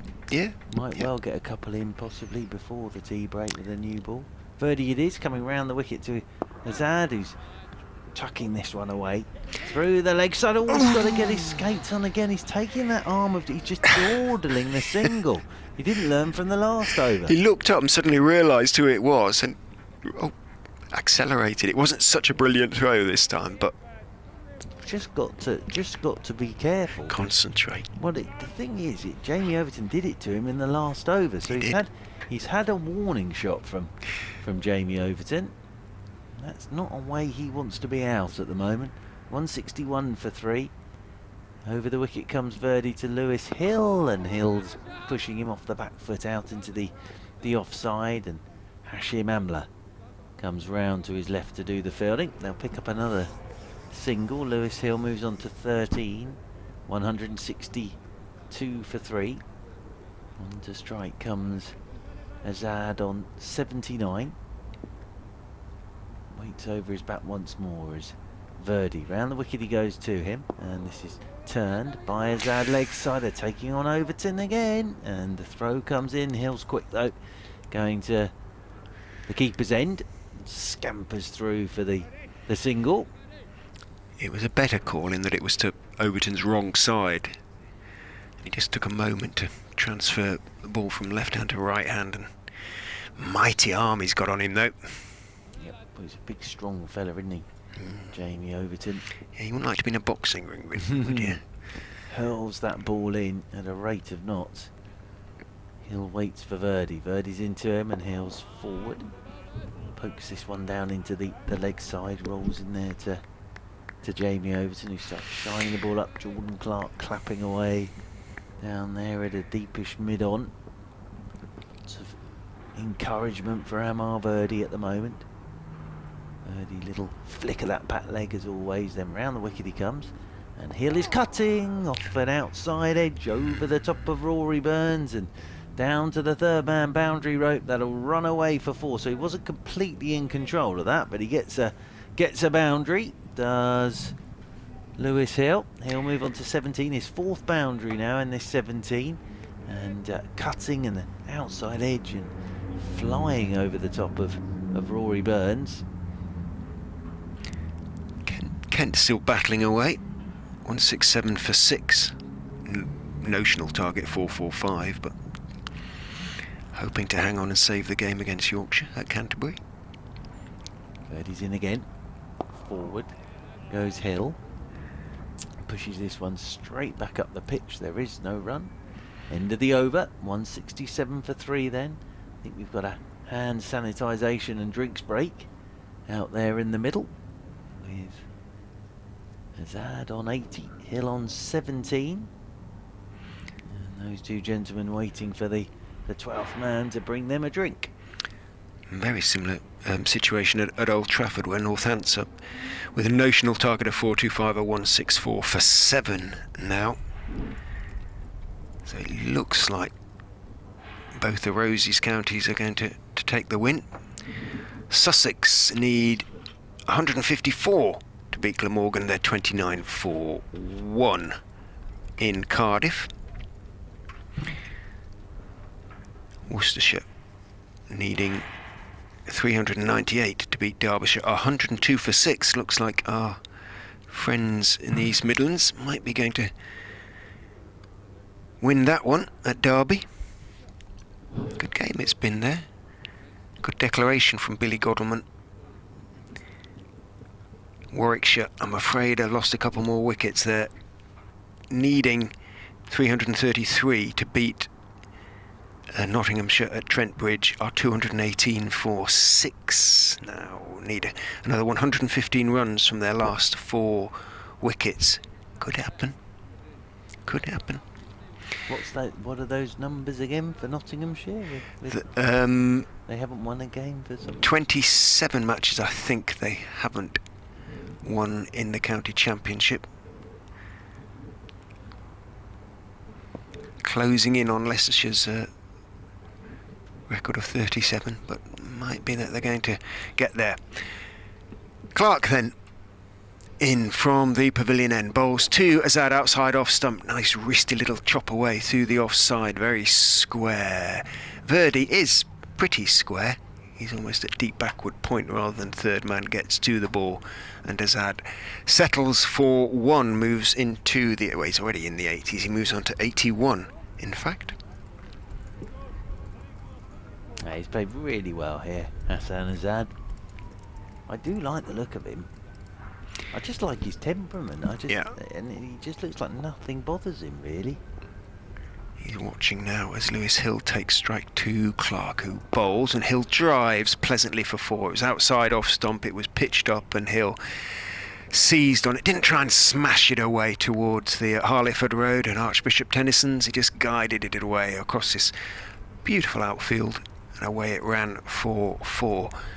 The square actually runs the entire width of the oval, if it's not a visual impact that the groundsman is trying to create, because he looks almost as like he's cut pitches to the very boundaries at each end. In goes Clark, bowls again to Hill down the leg side, taken by Folkes.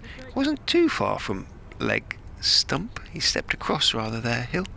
Obviously on one side of the ground, on the sort of the gas holders side of the ground, probably knows an official name there, but on that side of the ground there is a net area, but on the Harleyford Road side of the ground, as we look out at it, it looks as though pitches could be cut right up to the stand, well, the popular seats there. There probably will be by the end of the season. Yeah. Normally there are wickets. Won't be much of a boundary on that side. For nets as well. Okay, that makes sense.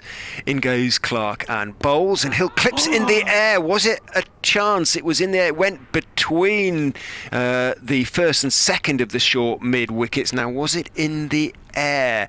The way he's lying on the ground there makes you think it probably might have. It might have been. I think Let's have a look at the play. Yeah. Struggling. Oh, Stoneman with his hands in his head. Well, it's over Implies to that there, yeah. and I'm not sure whether he got a finger on it or not, but it went through between Jamie Smith and Jamie Overton in the air. Yeah.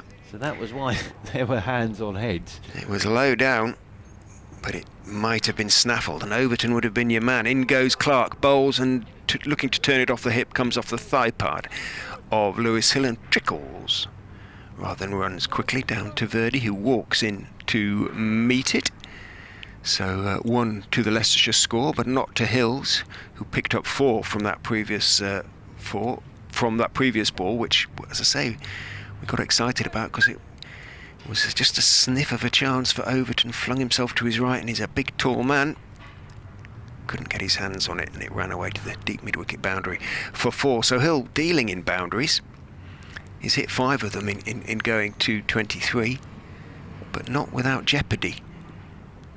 Clark in to Azad, who calmly, as ever, just turns him away off middle and leg out towards square leg and jogs a single. You would always say Azad is calm, wouldn't you? He just doesn't. It is the right temperament. So he's one of Leicestershire's great hopes for the future going forward, and it's good to see him making runs against a top quality attack on a test ground, albeit on a very benign pitch on a test ground. Well, he 55 was it in the first innings and 82 in the second innings, and very good stuff from him. Really, really good. And Verdi it will be to continue from this Vauxhall end of the ground, and Azad will be the man on strike on 82. He's got a slip at a silly point, 2 men catching at short leg as Verdi is in, and Azad drives out towards extra cover, and there is no run as the fielding's done by Matthew Dunn, and ball's back in the hands again of Verdi. Verdi bounces in once more, comes round the wicket to the left-handed Azad, who's playing this very late. I thought he was going to let that go to begin with, and then he suddenly thought, oh, I better put the bat on this, and pushed it down towards Kemar Roach down there at backward point. But I genuinely thought he was just going to let that go, and then suddenly at the last possible second he thought, oh, cool, better play a shot at this.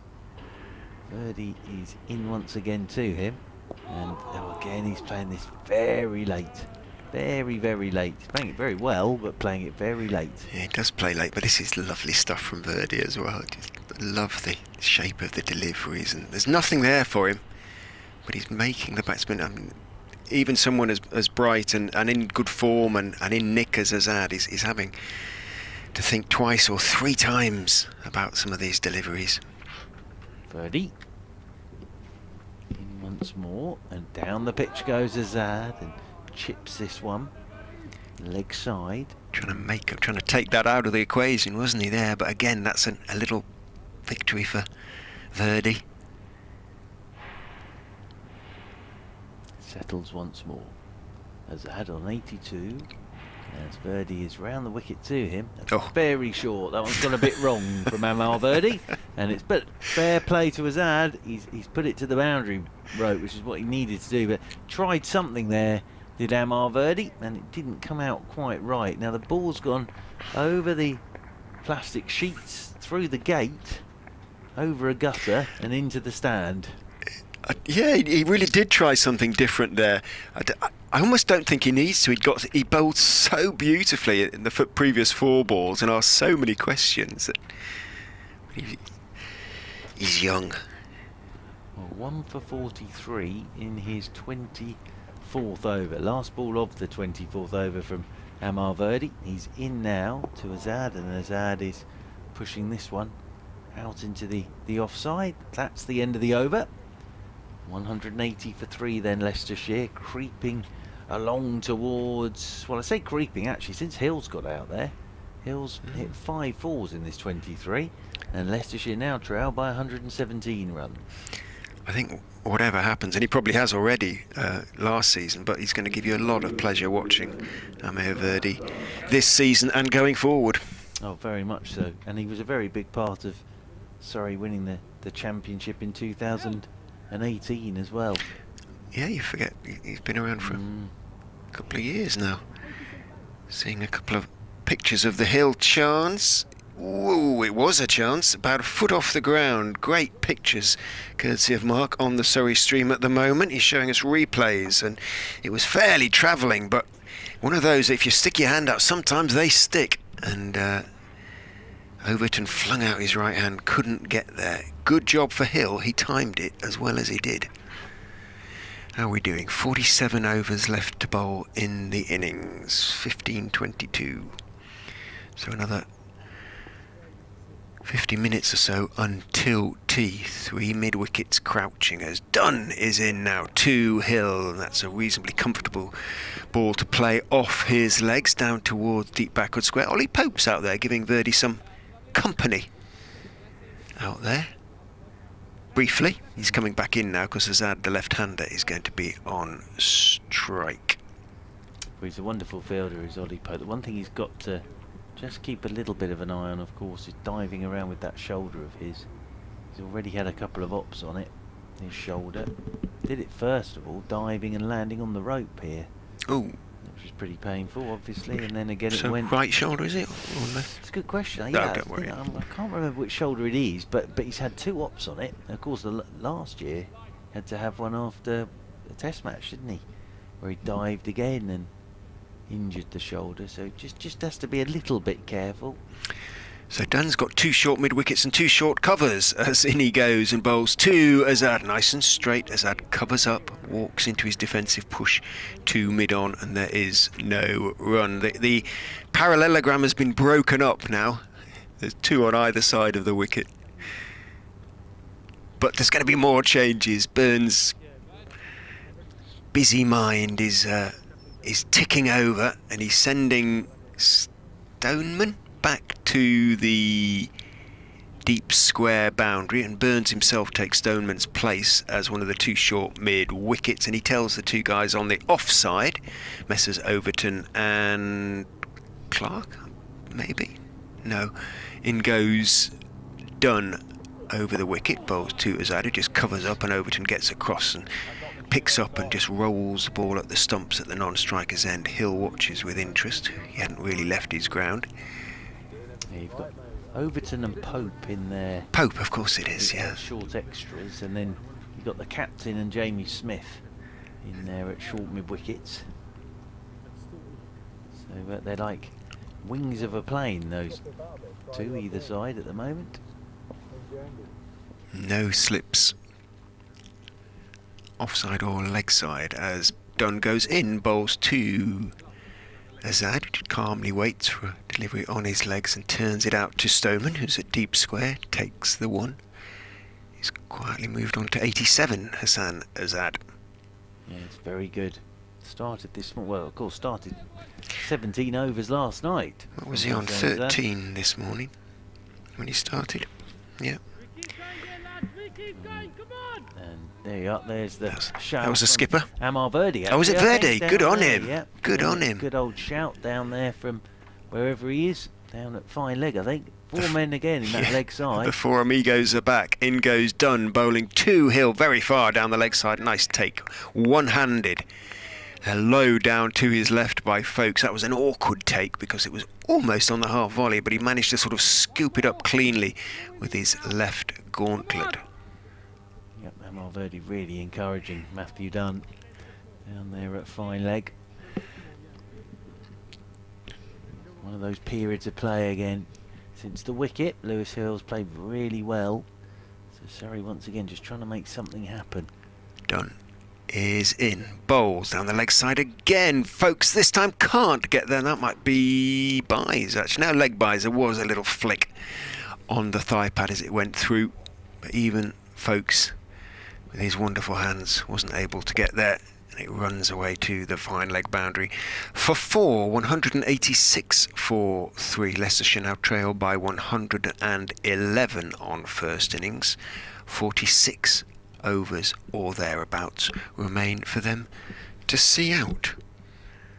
Yes, and that new ball's going to be important now, and I wonder whether we are we going to get there before the the tea break, because there's another 13 to go till the new ball, and another what have we got, 12 to go until, well, 10 past 3, isn't it, until 32 are left, but 10 past 3, so might do, never know, might do with Verdi bowling. Here is Verdi then, coming round the wicket to Hassan Azad, and Hassan Azad is forward and pushes this one down into the leg side, and there's no run.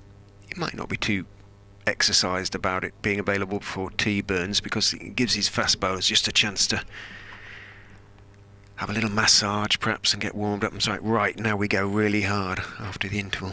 As this one dug out by Azad, flat delivery from Verdi, that quicker one from Verdi. Not that they're not going hard now, but you kind of know what I mean. Absolutely, but they'll be hoping that there's something happens as well with the new ball, as round the wicket once again goes Verdi, and this is punched off the back foot by Azad and well fielded by Matthew Dunn, tumbling away to his right hand side, because I think it has got better, this pitch. I think if we were still here tomorrow night, I think that the runs just coming for the batsman at the moment, as this is a lovely shot from Azad, and just off that back foot, full face of the bat, and then just punching that one away through the covers for 4, and Azad's into the 90s here, on to 91 he goes, and Leicestershire move on to 190 for 3. But yes, I think if Surrey do manage it today, it will be a very, very good effort on this, to pick up 10, to pick up 20 in the game. Be a very good effort on this pitch from the bowlers. And at the moment, Azad and Hill are just forming a partnership, and a good one. 47 it's worth after that wicket of Colin Ackerman. As here is Verdi, and forward goes Azad and pushes away up towards mid-off. And there's no run as Jordan Clark does the fielding. Nick Matthews has tweeted some of the Surrey fields with the various... Yes indeed. Mid-wickets. Are they funky fields? I don't know really. As in round the wicket once again goes Verdi, and this is pushed straight back up the pitch by Azad. Well, actually, he's retweeted a Leicestershire tweet, which... Sorry, Leicestershire. They've tweeted the fields. End of the over from Verdi. 190 for 3 then. And Hill 24, Azad's on 91. Steve Roberts, thank you for that. He's tweeted that Lewis's daughter is called Rose. Ah, lovely, lovely name.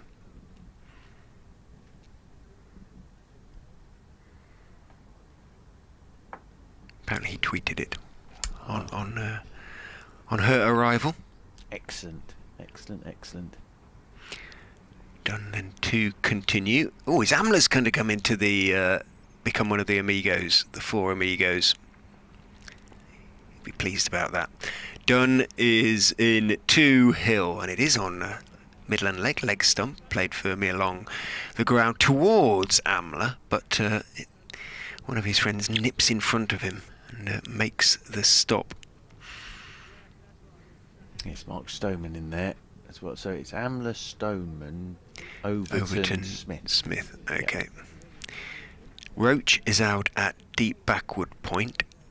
We have a mid-off, we have a deep backward square who's Ollie Pope down there. We have Verdi at long leg, and Burns himself is at slip, of course. Dunn is in to Hill down the leg side. Folkes dives across to his left, takes it two-handed, I should say. Stoneman's got something to say. Well, again, I think that they're into that period now as a bowling side where they're just going to try and make something happen. As much through encouragement. There's Stoneman, and just trying to G themselves up as much as anything.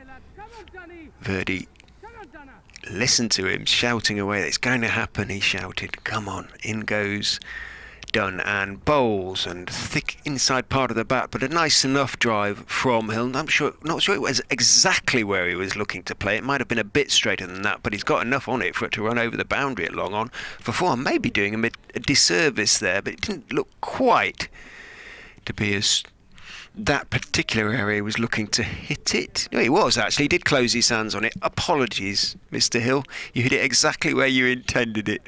He moves on to 28, 194 for 3. Yeah, and that's the 50 partnership up between these two. 51 it's worth. Very good runs from these two. He waits slightly open stance as Dunn is in again to him. A bouncer just leans out of the way. His head goes back, not much body movement, just leans backwards and wanders off to square leg to practice a forward defensive. Slightly different game with respect to him when Dunn is bowling compared to Overton with his aggression or Roach with his know-how. Sounds awful, doesn't it? Because he's still a very fine bowler, Matthew Dunn, but the threat, famous last words, doesn't quite feel as though it's quite the same level. And he goes and bowls to Hill, who defends comfortably enough. And it drops down on the onside, and there's no run. One more ball left in the over, and then 11 overs until the new ball. Warwickshire 228 for 6 now. Oh, come on, you Bears. What is it, 335 their target? Well, they need another 106 from 228. Whatever that is. Not impossible, is it? Not impossible. That would leave Nottinghamshire gutted. In goes Dunn and bowls to Hill, who clips away on the leg side. A full ball. Burns, beg your pardon, Pope can't get there, but Verdi covers across behind him. He can get there. Hill takes a couple, moves on to 30. Azad has 91. It is the end of the over, 196 for 3.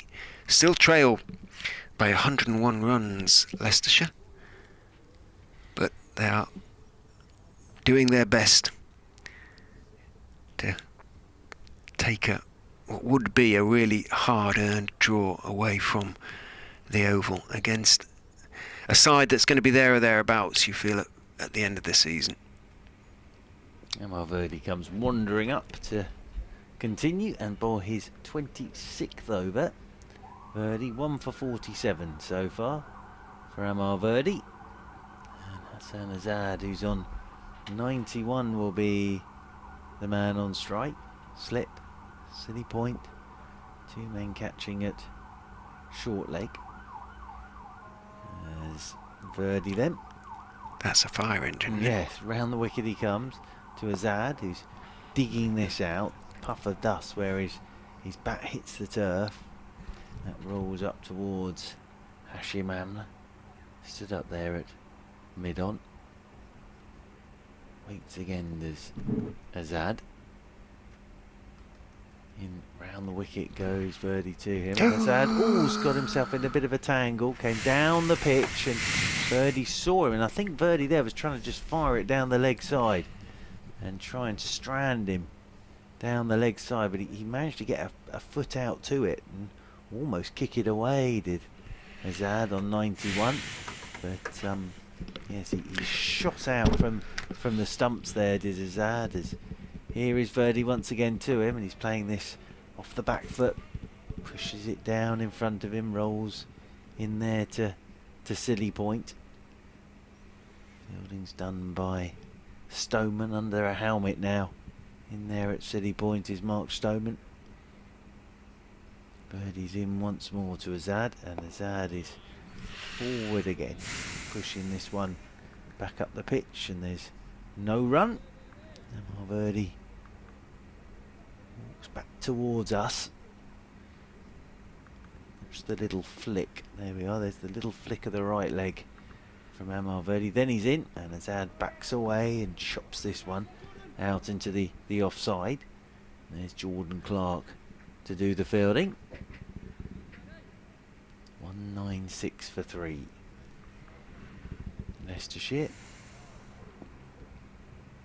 101 runs they trail by as Verdi's in again, and this one Azad's playing from the crease again and forcing down to backward point. There was a little bit of a build-up of pressure there from Amar Verdi, but Azad gets through the over. It was a maiden over, and 196 for 3. Leicestershire. Hill has 30, and Azad is on 91. it will be Matthew Dunn to continue from the pavilion end of the ground. Run rate up to 2.8 now is the run rate. Again, causing problems, Verdi making the batsman think. He runs away down to long leg as Dunn comes in from the pavilion end, bowls to Hill, who clips to Jamie Smith, the first of the 4 short mid wickets. Takes the ball nicely, two-handed, threatens to hurl the ball at the stumps, sees that Hill hadn't gone too far, so doesn't bother doing so. Passes it down the line. Overton, Stoneman and Amler, the 4 men in there within. You could almost put a blanket over them. Big blanket, okay, but not far off. A king size, is that what they call them? In goes Dunn and bowls onto the hip of Hill, and it looped into the air towards Burns for a second, but he's shaking his left hand a little bit there, or just the hip. It looped so slowly, makes you think it was thigh pad, but... Well, at the moment, one way to describe it is there's a scrum in rugby, and Burns is at scrum half, then he's got Smith at fly half, Overton at inside centre. Yeah, back line, yeah, and the then back line. Stoneman at outside centre, and then the flying Hashim Amla waiting on the wing.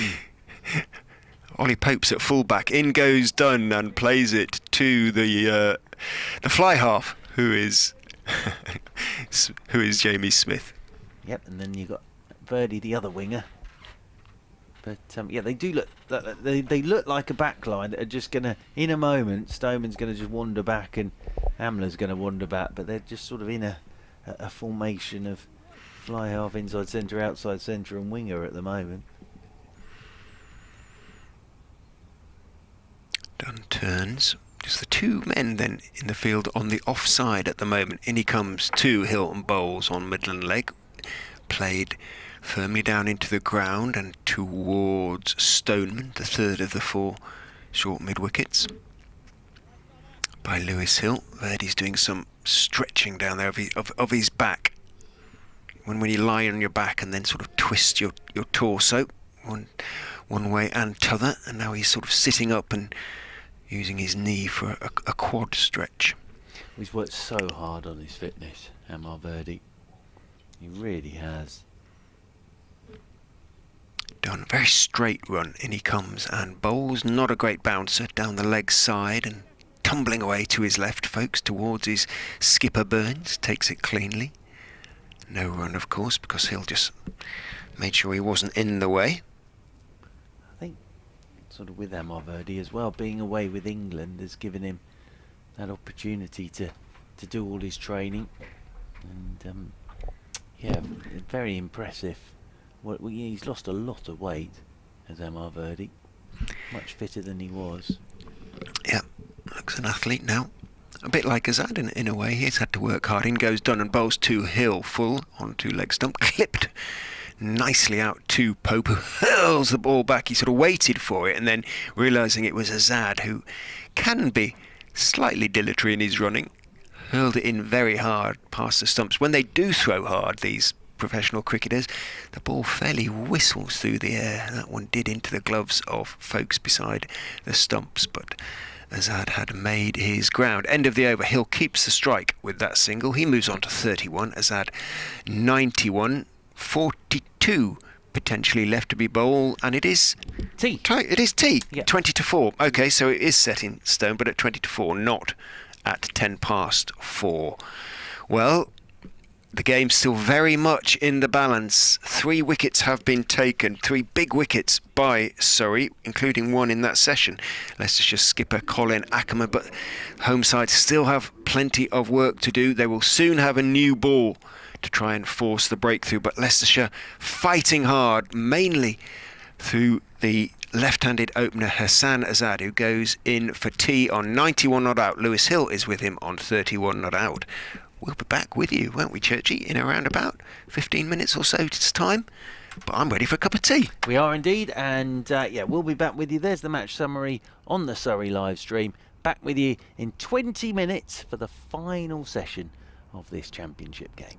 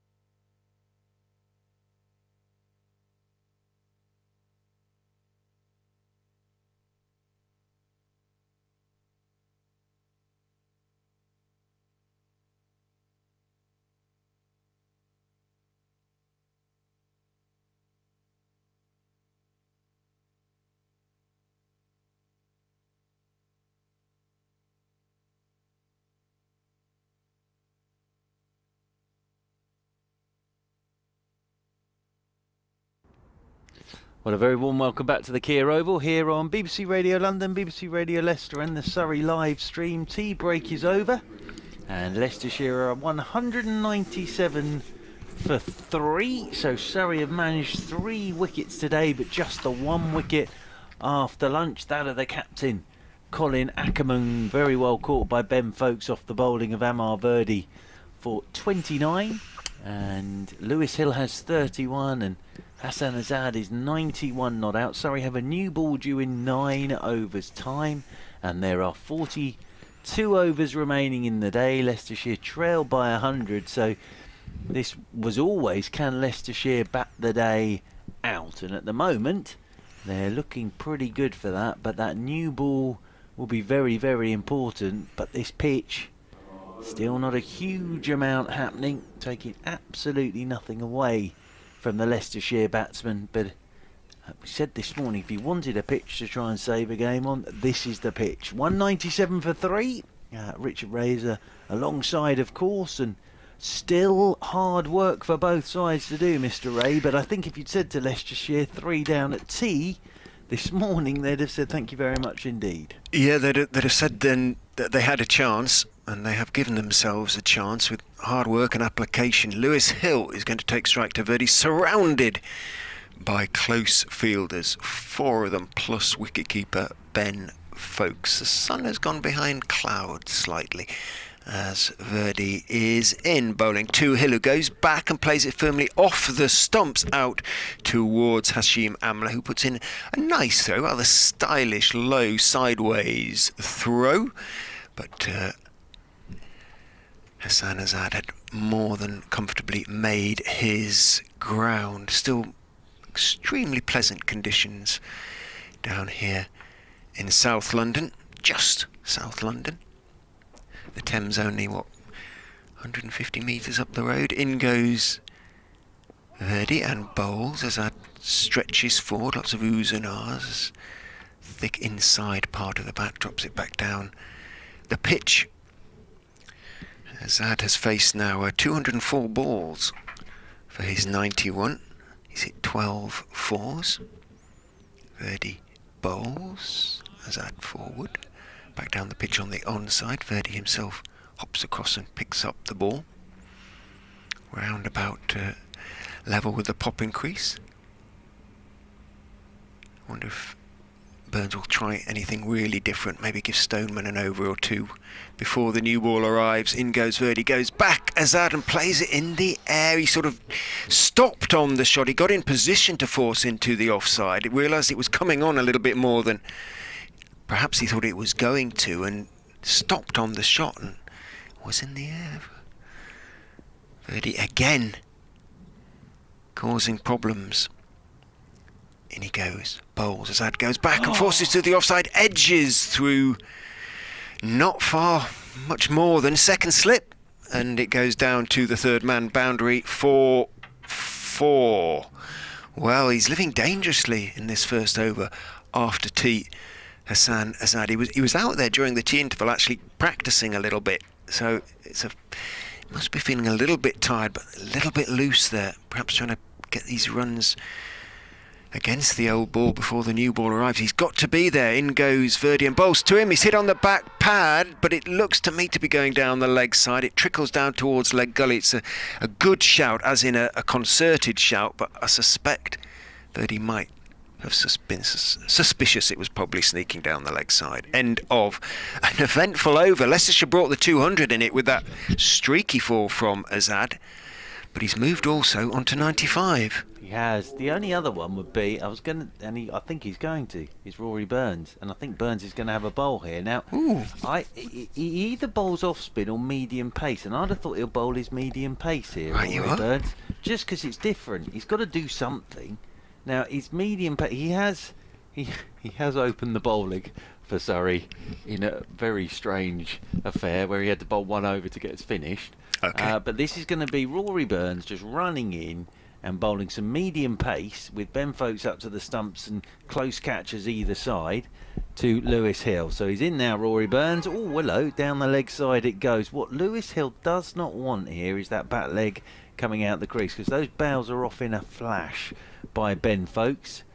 But Rory Burns here has... The other thing is it will get them through to the new ball quicker, obviously, as well.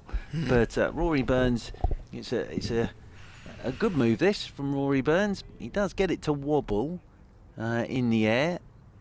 And it must be a good couple of years since we've seen Rory Burns have a bowl. He's coming in now over the wicket to Lewis Hill, and this is beautifully taken again by Ben Folkes standing up to the stumps. But all is good in the world when Rory Burns is bowling, I would say. He does have first-class wickets, Rory Burns. I was going to say, I'm waiting for his analysis to come up on the site, but they're obviously struggling to find it. They won't have done it. Here we go. 2 first-class wickets. Here he comes in over the wicket to Hill, and Hill is turning into the leg side, and they will pick a single. One more to Hill. He moves on to 33, 203 for 3. I'm guessing you'll have seen them. I don't know whether you recall them One I individually. remember was his off spin, going Right. straight up in the air at Lord's after a massive partnership. I mean, I think it would have been possibly Chris Rogers off the top of my head. I hate to say this, I can't remember the other one in any way, shape or form.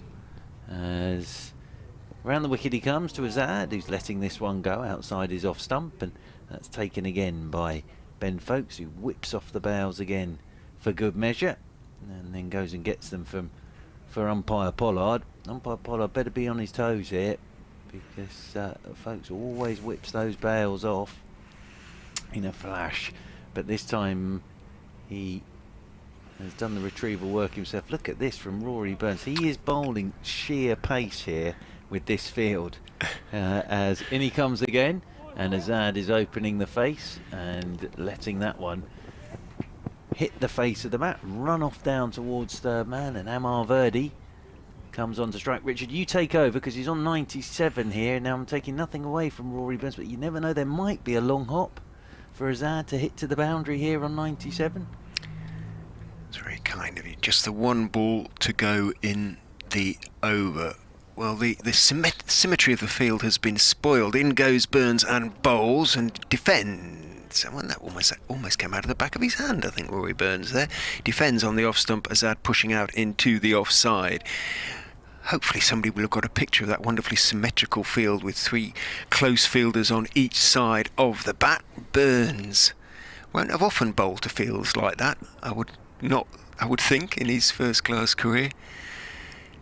205 for 3, Azad 97, Hill 33 now on strike. The partnership creeping up to 62. The deficit, obviously therefore, going down slightly, now 92. 40 overs, remember 16 in the last hour to be bowled. Verdi is in to Hill, who waits and then just turns his wrists on a defensive shot, playing from the crease, knowing that there isn't really going to be any turn and he can trust the pitch. Can play it from very, very deep, and does. Turns it out to Overton at mid-wicket. Verdi in again. Bowls, and that one might just have threatened to straighten away down the leg side. Unfortunately, it was pitched on leg stump and went on. Folkes took it, and as is his wont, didn't quite demolish the stumps, but he made a bit of a mess of them. He puts them all back together again. Umpire Pollard, who was walking in, now backs away.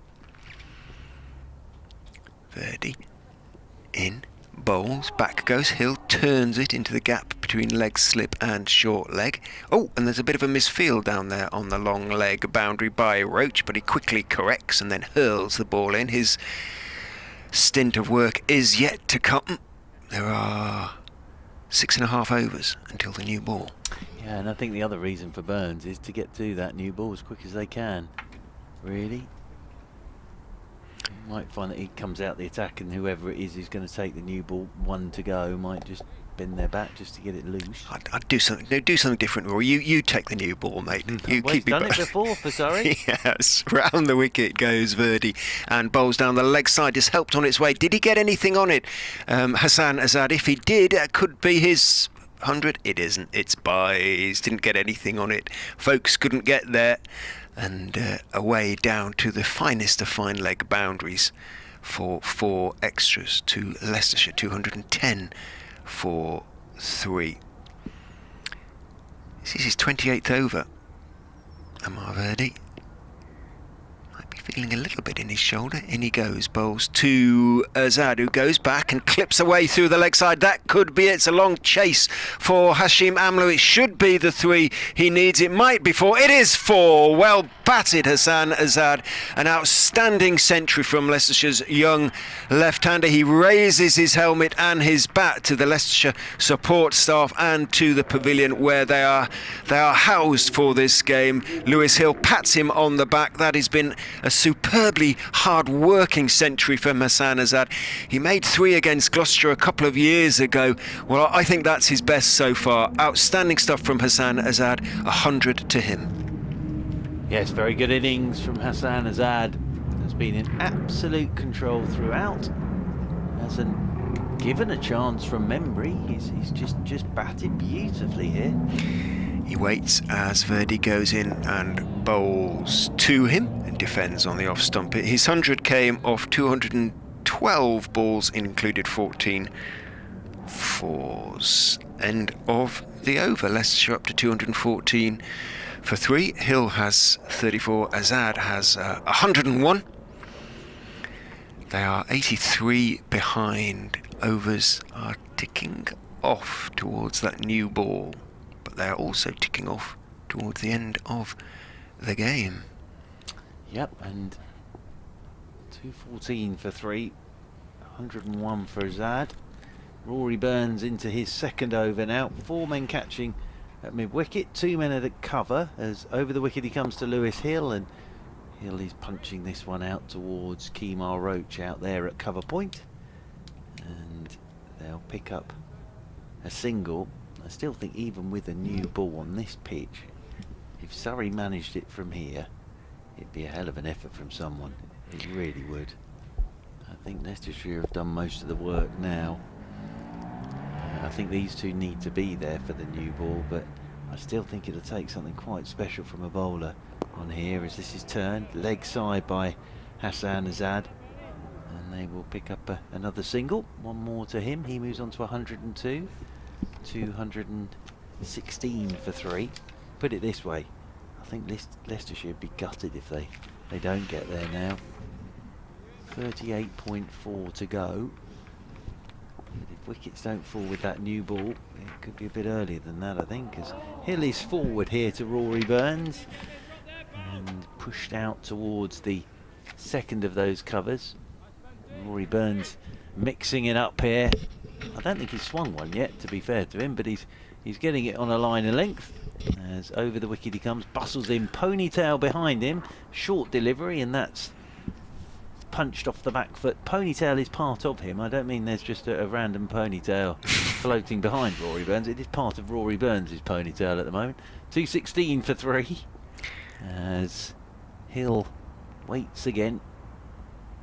Over the wicket comes Burns to him, and Hill is playing from the crease, punching off the back foot into the covers, and Jordan Clark does the fielding in there. Springsteen tweets that Warwickshire are 247 for 6 V knots. Could happen, he says. Concentrate on this game. In again comes Burns, and driving is Hill very nicely, and down the ground. He'll get a boundary here. Over the rope it goes, and away for 4. So nice shot from Hill. Runs really aren't even an issue at the moment. 220 for 3. Hill on to 39, and Azad moves on to 102. And of course there still could be a big old twist in this, but all I'm saying is they have done a lot of the work so far, Leicestershire, and I still think even with a new ball, one of the Surrey pacemen would have to do something fairly special on this for Surrey to pick up 7 wickets with the new ball. And that new ball is 5 overs away now, and conditions are lovely. Sun's out. Verdi is in, bowls to Azad, just leans forward, deflects it out towards backward point, picked up by Roach. He has to recompose himself, steady himself again, because he still has work to do, Azad. He needs to be there when that new ball is taken. Verdi in. Bowls, couple of steps down the wicket, does get to it on the full, clips it firmly, but only as far as Overton at mid-wicket, and there is no run. Overton goes through the motions of throwing the ball at the stumps at the non-striker's end, doesn't let it go.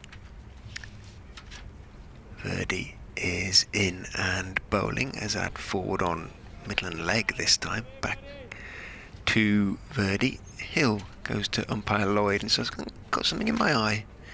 Umpire Lloyd looks but doesn't touch, and whatever it is, Hill has sorted it out. 220 for 3 as Verdi is in and bowling, leaves outside off stump Azad, taken by Folkes, no run. Motorbike goes up the Harleyford Road perhaps. So it's captain of the team. You told you had talked on accountants. Verdi is in and bowls. Forward, bat in front of pad goes Azad, pushing the ball back up the pitch to the young Sikh. I'm saying young, how old is he, Verdi? 23, 24? Yeah, 22. 22, he is young. Still very young. Yeah. Little hop and he's in and bowls. Forward he goes Azad to silly point, and there is no run.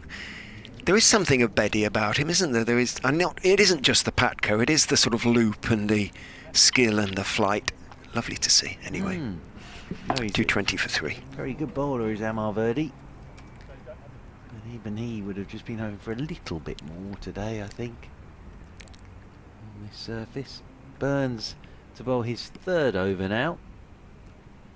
220 for 3. Hill on strike, as Rory Burns is over the wicket to Lewis Hill, and Hill is solidly forward, pushing this delivery from Rory Burns straight back up the pitch, and there is no run as Matthew Dunn does the fielding in there. I thought it would be Roach, and I wonder if Jordan Clark might get the new ball actually. In over the wicket comes Rory Burns. Oh, he's bowled a little offie there, I think, and it's clipped very nicely by Lewis Hill into the leg side, and there is no run once again. Folks up to the stumps of course here. Burns bustles in, that's short. Oh, now Lewis Hill was through that very early. He's got to be a bit careful flicking that leg side with 3 men lurking in that mid-wicket region. He does not want to be flicking one of those to one of those 3 men at the moment with that new ball coming. As Burns is in once again to Hill, and Hill turns again in there to the middle of the 3. That's Ollie Pope, the middle of the 3 there, as Hill waits again, settles himself down over his bat once more as Burns is in again. That's very wide. That's a terrific take from Ben Folkes, because that was very wide, and standing up Ben Folkes flings himself to his right to take that. I think that was the effort delivery. Overton thought he was in the game there. He was ready at slip. Comes in once again the Surrey captain, and Hill pushes this one back up the pitch to Rory Burns. That's a maiden over from Rory Burns, but what it does do is it pushes Surrey to within 3 overs of that new ball. 220 for 3, and sort of it's a bit of a game within this game at the moment, getting through to the new ball really. 6 overs since tea, so sanitising time. 77 overs in the innings, 220 for 3. Partnership 77 between Hill and Azad. The runs almost equally shared even. Hill has 39 of them.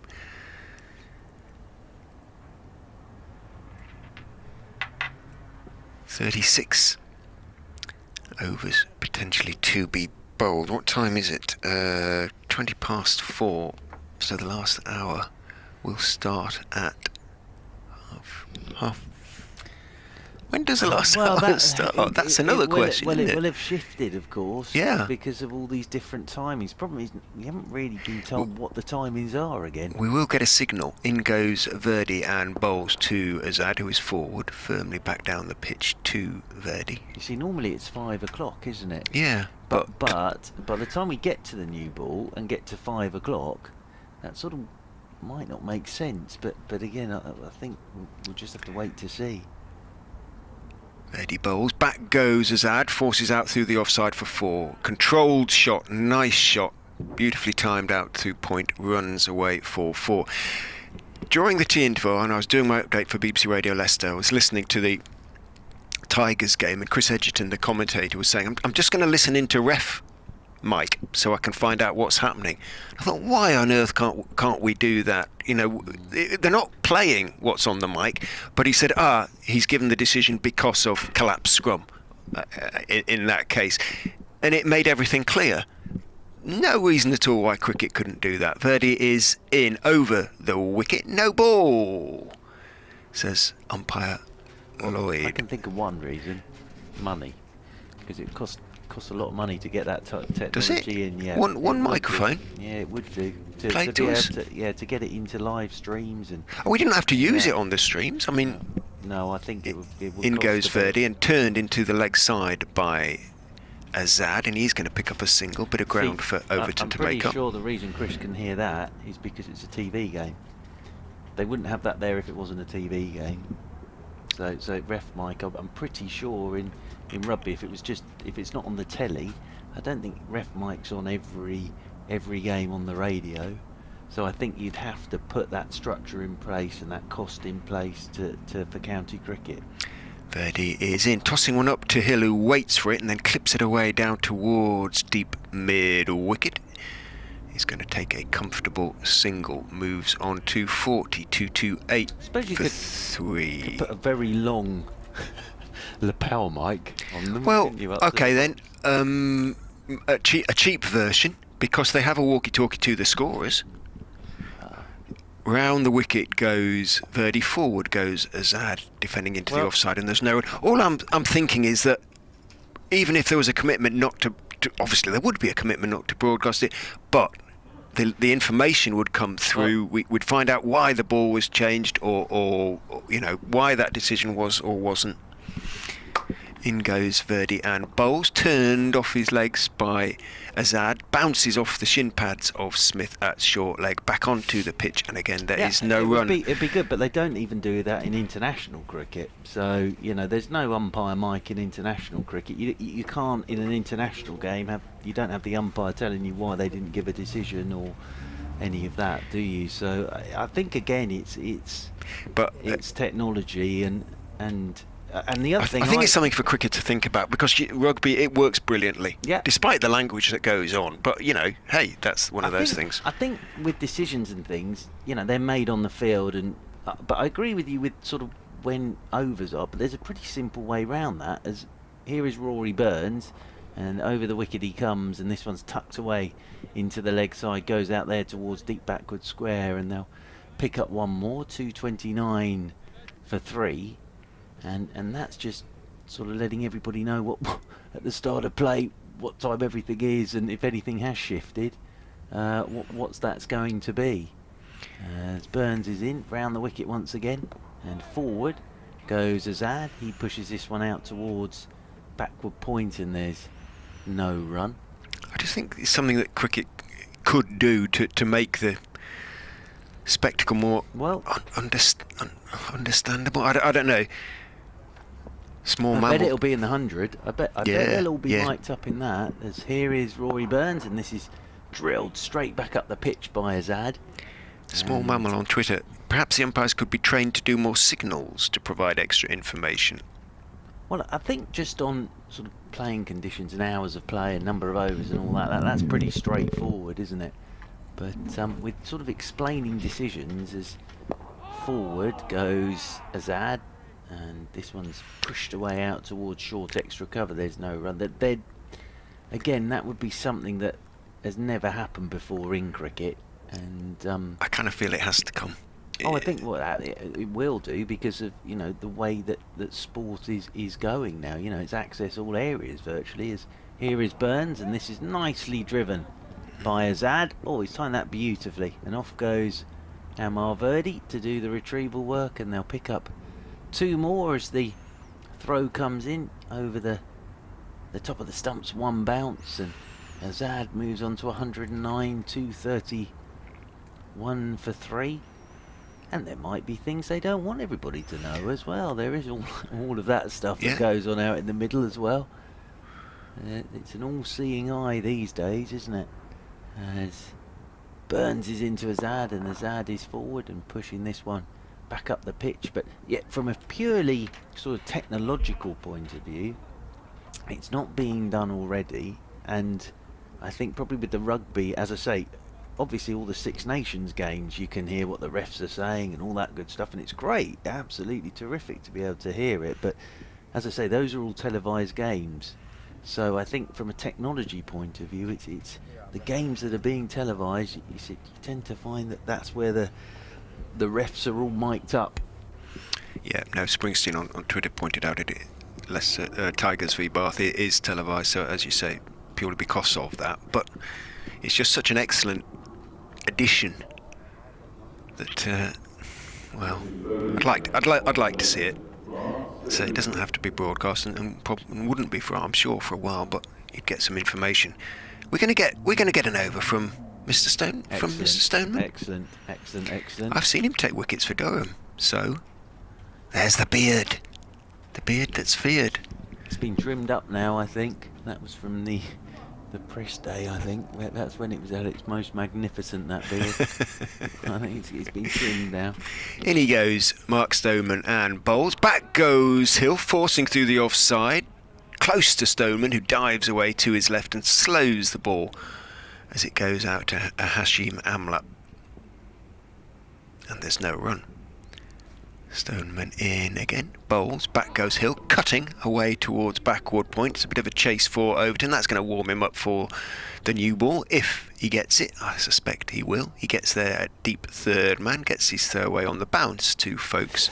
Hill picks up 2. The only thing I would say is Kemar Roach doesn't look as if he's about to come on to bowl. He sort of stood out there with his hands in his pockets at the moment at deep backward square. Stoneman in again, back goes Hill, plays it calmly out through the offside. Poor Overton has to run the other way, does so, single to him. Ah, here he goes, there he is. He wasn't doing anything, Kemar Roach, he was sort of just stood with his hands in his pockets, but he's now doing a little bit of leg exercise there. Well, he's very lithe anyway, isn't he, I'm sure, so maybe he doesn't need to warm up quite as much as some of us who have to be practically cranked up in the morning to get out for the run. Spend more time warming up than do running sometimes, just to get everything warmed up. Round the wicket goes Stoneman, tosses that one right up and driven on the full by Azad, but only as far as Verdi, who's in the cordon, the 2-man cordon, that is, at shortish extra. Stoneman bowls, driven again, reaching for it a little bit, perhaps Azad, hence the cries of approval from behind the stumps from Burns and Folkes. Bright sunshine again at the oval, could be because I've taken my sunglasses off. In goes Stoneman, back goes Azad, and defends, turns his wrists on the defensive shot, and that might be Mark Stoneman's work done for the day in terms of bowling, because we have reached 80 overs. There are potentially 33 left to be bowled. A new ball is available with Lewis Hill on 44, Hassan Azad on 109, Leicestershire on 234 for 3. So Surrey still need 7 wickets from those 33 or so overs. Leicestershire 63 runs simply to make Surrey bat again, probably an irrelevance. New ball has been taken. Yes, and I'd have been slightly surprised if it hadn't been. What will be interesting here is, can Surrey make something happen with the new ball? That's the thing here. So Hashim Amla's nipped off. Oh no, he hasn't. There he is, up there at mid-on. Apologies. Is that Ryan Patel out there? Someone's nipped off, because Ryan Patel's out there, I think, at the moment. As the second of the 2 mid-wickets catching. Here we go then. Kemar Roach with a new ball. coming in over the wicket to Hill, and it's short and it's pulled by Hill and away for 4 runs. So that's the other thing with the new ball. On this pitch, it could start travelling off to the boundary as well and get those runs down, which is important from a Leicestershire point of view, but I still think it's going to need something pretty special here from somebody. Sorry to win this from here. 238 for 3, and Roach, and well, it says Stoneman, but he won't be taking the new ball, as Roach is over the wicket to Hill on 48, and he's looking for back-to-back 50s in the game. Lewis Hill does like batting here. Lewis Hill lets this one go outside his off stump. Surrey Pigeons weighing in with suggestions for the new signals on Twitter with flags. Well, yeah, why not? Wait for the 100. Yeah, anything. Genuinely, because I think if you're going to experiment with anything, that's where the ECB will do it, in the 100. As Roach runs towards us, comes in over the wicket to Lewis Hill, and Hill's letting this one go, and it bounces once into the gloves of Ben Folkes, moving away to his right hand side. Rory Burns has got a slightly resigned grin on his face in there at first slip. I'm hoping that was the slower ball from Kemar Roach, otherwise this pitch is getting better and better and better. Kemar Roach turns once again. 2 slips, 2 men catching it mid-wicket. Roach is into Hill, and Hill drives, and that goes past his outside edge. Oh, it's a naughty shot from Lewis Hill. He knows it's a naughty shot as well. He's walked off towards square leg and then rehearsed letting it go. If he'd got a nibble on that, he would have been absolutely livid with himself. And he's just rehearsing again, letting the ball go outside his off stump. Lewis Hill. Roach gets the ball back once again from Matthew Dunn. Stood up there at mid-off. 283 for 3 Leicestershire, as Roach is into Hill, and Hill digs him out and pushes up towards mid-on, and he probably had the big shout of no there from Lewis Hill. But 2 runs away from, well, he made 100 here 6 years ago. I think he made 100 in the duck actually here 6 years ago, and then at 70 and 48 not out now. He did 126, yeah. And then zip, LBW to Dunn. It's not bad though, is it? Dunn got him in both innings actually. As in again comes Kemar Roach. That swings after it goes past the off stump of Lewis Hill. End of the first over with the new ball, and 238 for 3, and it'll be Matthew Dunn, I think, from the Vauxhall end.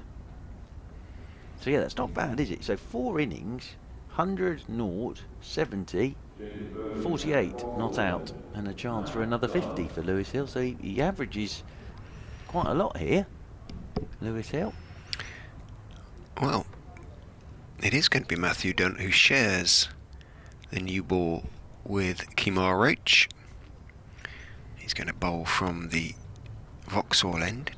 11 overs so far of the 81 that have been bowled. 11 overs, 1 maiden, none for 37. Amazing. To Dunn. Amazing figures from Ollie Robinson for Sussex today. Yeah, a lot of people talking about him as an international of the near future. Dunn, with a number 4 on his back, is in and bowling to Azad, and it swings comfortably onto his legs. He turns it calmly out towards deep backwards square. Pope is out there, gets away a nice throw, but Azad had long since turned and made his ground for the second. 30.1 overs, 10 maidens, 9 for 78. Wow. For Ollie Robinson. So yes, he's been in with England for a while now, hasn't he? But you keep doing that, you're definitely going to play a test match this summer. Pope leans forward, then he gets into his run and into bowl to Azad, who again is wristily turning into the leg side. Straighter delivery this time, so it goes a little bit squarer, so to speak, towards Pope, and he takes the single. Have you ever seen a 10-for? Have I ever seen a 10-for? As in one Yes, innings? No. All 10 in one innings? I don't know if I have, actually. I have. Who was your tenfer? Former Leicestershire player, actually. If I say he's also played for Barbados. Oh, Otis Gibson? Yes. There you go. Otis, yes, of course. Dunn is in and bowling to Hill on off stump, solidly behind it, back down the pitch. Dunn picks up in his follow through against Hampshire. And then he took the next 2 in the second innings as well, so he had 12 out of 12 at one stage. But I got him to sign the card. Excellent. It's framed next to my match report at home. He was a wonderful bowler, wasn't he, Otis Gibson? A lot of heart, the big man. Dunn in to Hill. Oh, he's just a quick step across and defends out into the offside. Again, there is no run. I think there was a little hint of something there for Matthew just Dunn. a bit. Partnership's 98, actually. Yeah, they've done well, haven't they, since that wicket of Ackerman? Yeah, that looked a big old wicket. But Hill batted well in the first innings, batting well in the second. Likewise, Azad. The old 2 short mid-wickets are back. Hands on knees, looking a touch weary perhaps, as in goes Dunn and bowls to Hill. That's onto leg stump, clipped away down to fine leg for 4, and that's Lewis Hill's half century, his second of the game. Played really, really well, Lewis Hill. Leicestershire were in a perilous position.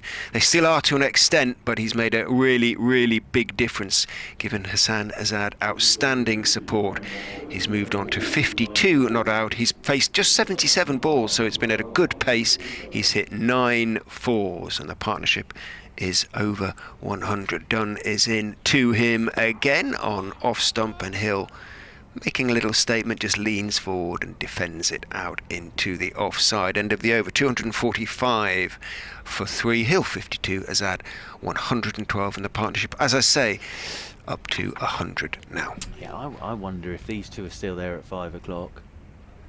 Surrey might just think about shaking hands and giving it a go, to be fair, because I can't see a huge amount happening on this, to be honest with you.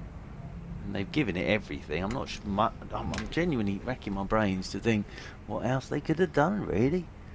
And you just look at the scores, really. 375, 672 for 8 declared, 245 for 3 on the last day. So you know you're on a good one. And it's Kemar Roach coming round the wicket to Azad. Oh, he's letting that go. It was wide outside the off stump, but he sort of hung the bat out there. He wasn't that far away from the bat. He wanted to launch himself at that one, didn't he? And he just sort of just held himself back. The Surrey coaches trying to walk a wicket there with Pope. Yeah, I'm not quite sure what they can come up with, to be honest with you. Down there, Richard Johnson down there to our left, as Kemar Roach round the wicket he comes once again, and Azad, good looking shot this from Azad, and again on this surface just trusting it, hands go through it, and that whistles off to the boundary rope for 4 runs. Nicely played by Azad. He moves on to 116, 249 for 3. But Leicestershire have done this extremely well. But when you're sort of at 437 on the last day, you've had coming up for 1,200 runs, and 21 wickets have fallen. It's been a good game for the batters, this. As round the wicket once again goes Kemar Roach, and Azad pushes this one down into the leg side. That runs in there towards short mid-wicket, and there is no run. But yes, as I say, I think if these 2 are still around in 20 odd minutes time, another 5 or 6, even with 20 odd overs to go, I still think it's going to be very difficult to take 7 wickets. As here is Kemar Roach once again, and Azad, nicely played, just rolls the wrists on this. And of course, because they're searching for wickets, the field's up and the runs are flying, and 44 behind now Leicestershire. That change of innings anyway would take 2 out. So I don't think we're going to see a Surrey run chase tonight, like we did 6 years ago, obviously. 250 up with that boundary. 253 for 3. Round the wicket once again goes Kemar Roach, and Azad, very, very good looking defensive shot again. He'll wander off towards square leg. He really has shown how to do this as Azad in its own way. This is an absolute work of art from Hassan Azad. 120 from 242 balls, I think that is now, with 16 fours. Tremendous stuff from him. Waits again as Kemar Roach is into him, and that's a lovely looking defensive shot again. On a length, pushed out towards cover. Jamie Smith does the fielding. End of another over. 253 for 3 then. And Leicestershire trail by 44. And are we getting a little break here? I think we are. Hand sanitisation break again. And the bowling figures just flashing up there on the Surrey live stream. But I don't know what more really Surrey could have done today. Not bowled badly by any stretch of the imagination. I suppose when it was those 2 wickets in 2 balls from Jordan Clark. Yeah. That was the moment. And then of course the ball got changed. That ball got changed by the umpires. Yeah, it'd be interesting to find out if we'd ever do what happened there. Why they decided to change it. It was their decision, you know. Neither captain was involved in terms of showing the ball to the umpires. It was the umpires informing them it was going to be changed. Hill on strike. 2 done. Just the one short with mid-wicket now as he goes in and bowls. Turns him off his legs down to a slightly weary looking Verdi now. He jogs towards the ball, gets his throw away. He's been on t'other side of the ground during most of his fielding, Amar Verdi, but now he's over on the Harleford Road side in front of the splendidly informative electronic scoreboard, sort of between the school and the flats, so it doesn't obscure the view from those upper windows. Sure the owners are grateful. In goes Dunn and bowls to Azad outside off stump. Allows it to go through. Bet those flats command something of a premium. I wonder if the club would be allowed to put an extra tier on that stand in the end. I don't know. Don't know. It might be, you know, ditto on the other side really, because... Well, they've obviously been allowed to. Yeah, over there. That's Yes. at the Well, end. The end I of hope they have, some but- people's views. Yes, the end of some people's views.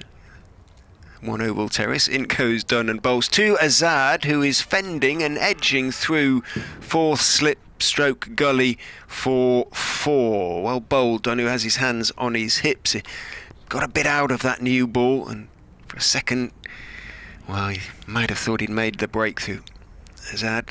Little fend, and it was in the air, but it was well wide of Overton at 2nd slip. Azad moves on to 124. Yeah, that was a genuine edge, I think, from Azad, but it flew down to that 3rd man boundary rope for 4 runs. Whisper it, but Azad is now approaching his first-class career best, which is 139. Dunn is in and bowling. Azad covers up carefully. Ball that just shapes back into him a fraction. Pushes it out to Roach at mid-off, and there's no run. Understandably, the noise level, the volume level has fallen. Surrey, a little weary now. Been out there for a long old time.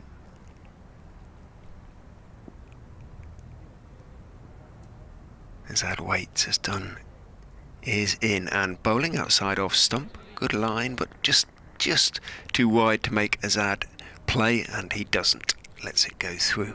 258 for 3, just 39 behind on first innings now. behind Surrey's first innings, I should say, Leicestershire. So it does, I suppose, become a bit of a factor in terms of reducing if they go past, and then, as you say, the 2 overs would come in for the change of innings, plus as Dunn is in and bowling, and Azad is looking to force off the back foot and does, past Stoneman at point. He's going to pick up just the one as third man runs around to deep point to field. Azad on to 125 and has kept the strike. 259 now for 3. Yeah, he has, and a very, very good innings this. In its own way, as I say, it's a work of art this from Azad. One big appeal for caught behind, wasn't there, with Verdi bowling to him. Surrey all went up, but not given. But other than that, he hasn't had too many alarms. I suppose that edge from Dunn in that over, really. Other than that, nothing is. Roach is into him. Good solid defensive shot again from Azad, pushing this one out towards extra cover. Azad's broken his bat. I think he's made 125 runs with this piece of willow, and he's just broken his bat, poor fella.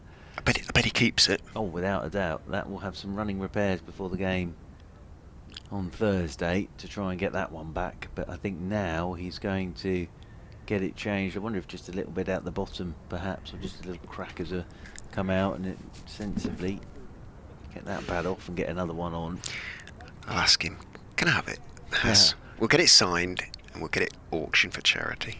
Well, interestingly, I only thought of this only the other day. When Ramprakash got his 100th 100, he borrowed Scott Newman's bat, and Scott Newman was at the other end.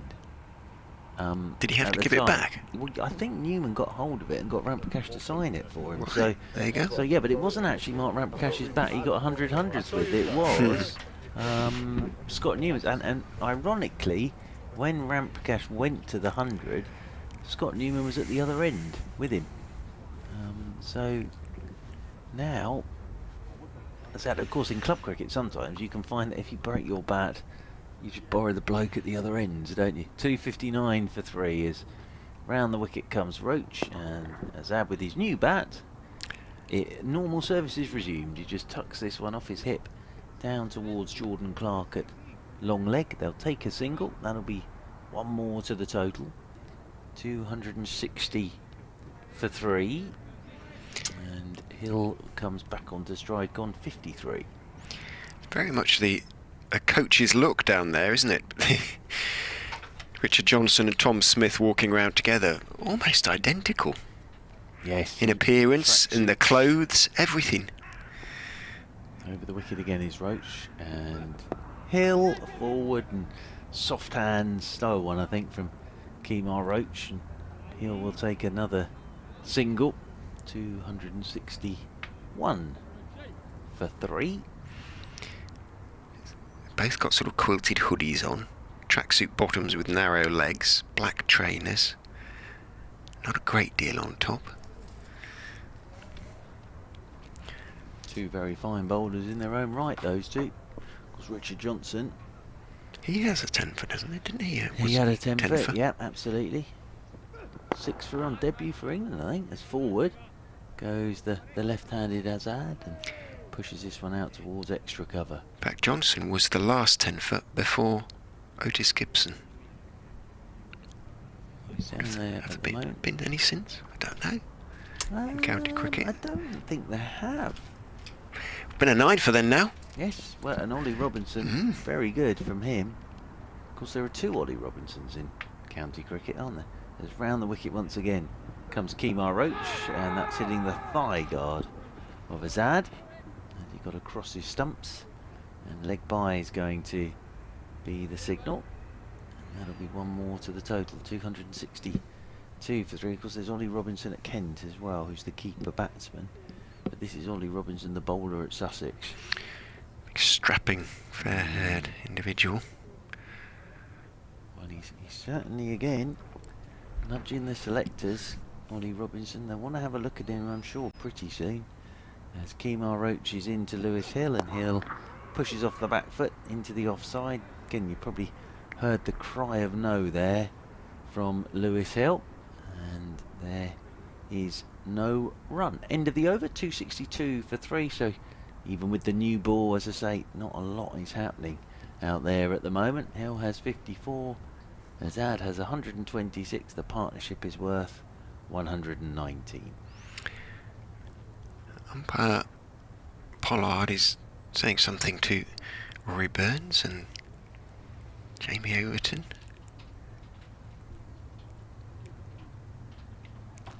An ongoing dialogue as he walks back towards point rather than square leg, because at square leg he's looking directly west into the setting sun. Not quite setting yet. Over the wicket goes Dunn and bowls to Azad. That characteristic sort of back foot guide out through backward point down to wide third man. Takes his single. Moves on to 127. 263 for 3. The deficit to Surrey's first innings now 34. Number of overs to be bowled, if we get them, 27.5. Verdi's gone out to the cover boundary, sweeper really.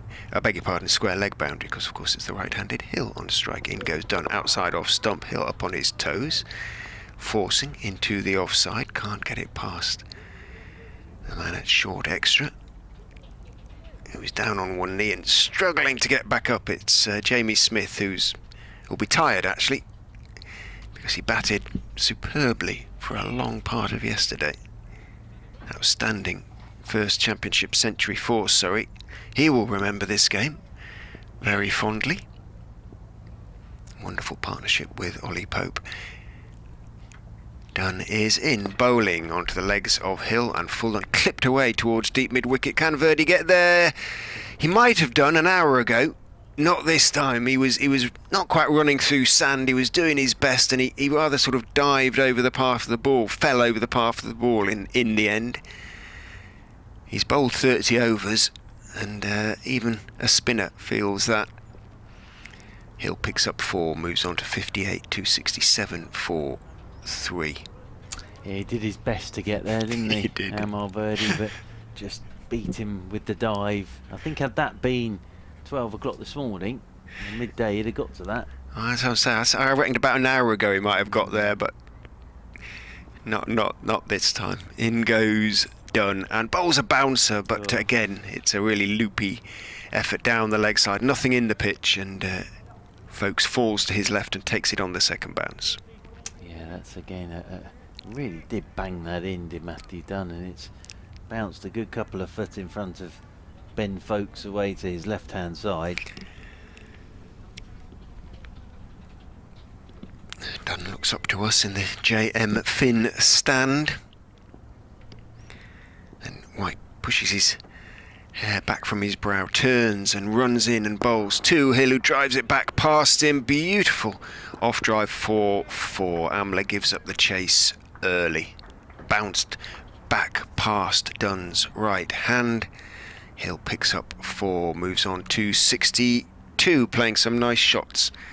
Lewis Hill now, as indeed is Azad, on 127. Partnership, after going past 100, is beginning to pick up pace. It's 128 now, and the run rate has picked up a little bit as well. Therefore, in the innings as a whole, it's gone up to 3.16.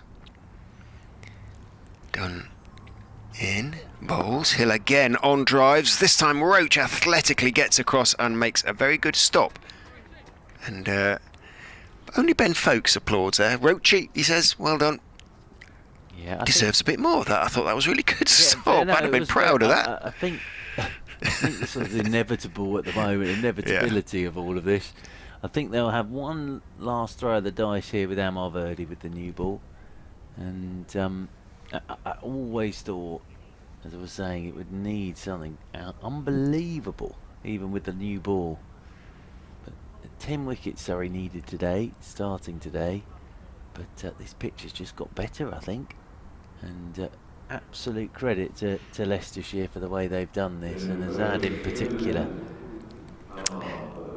Right, I'll play devil's advocate and say, better? Question mark?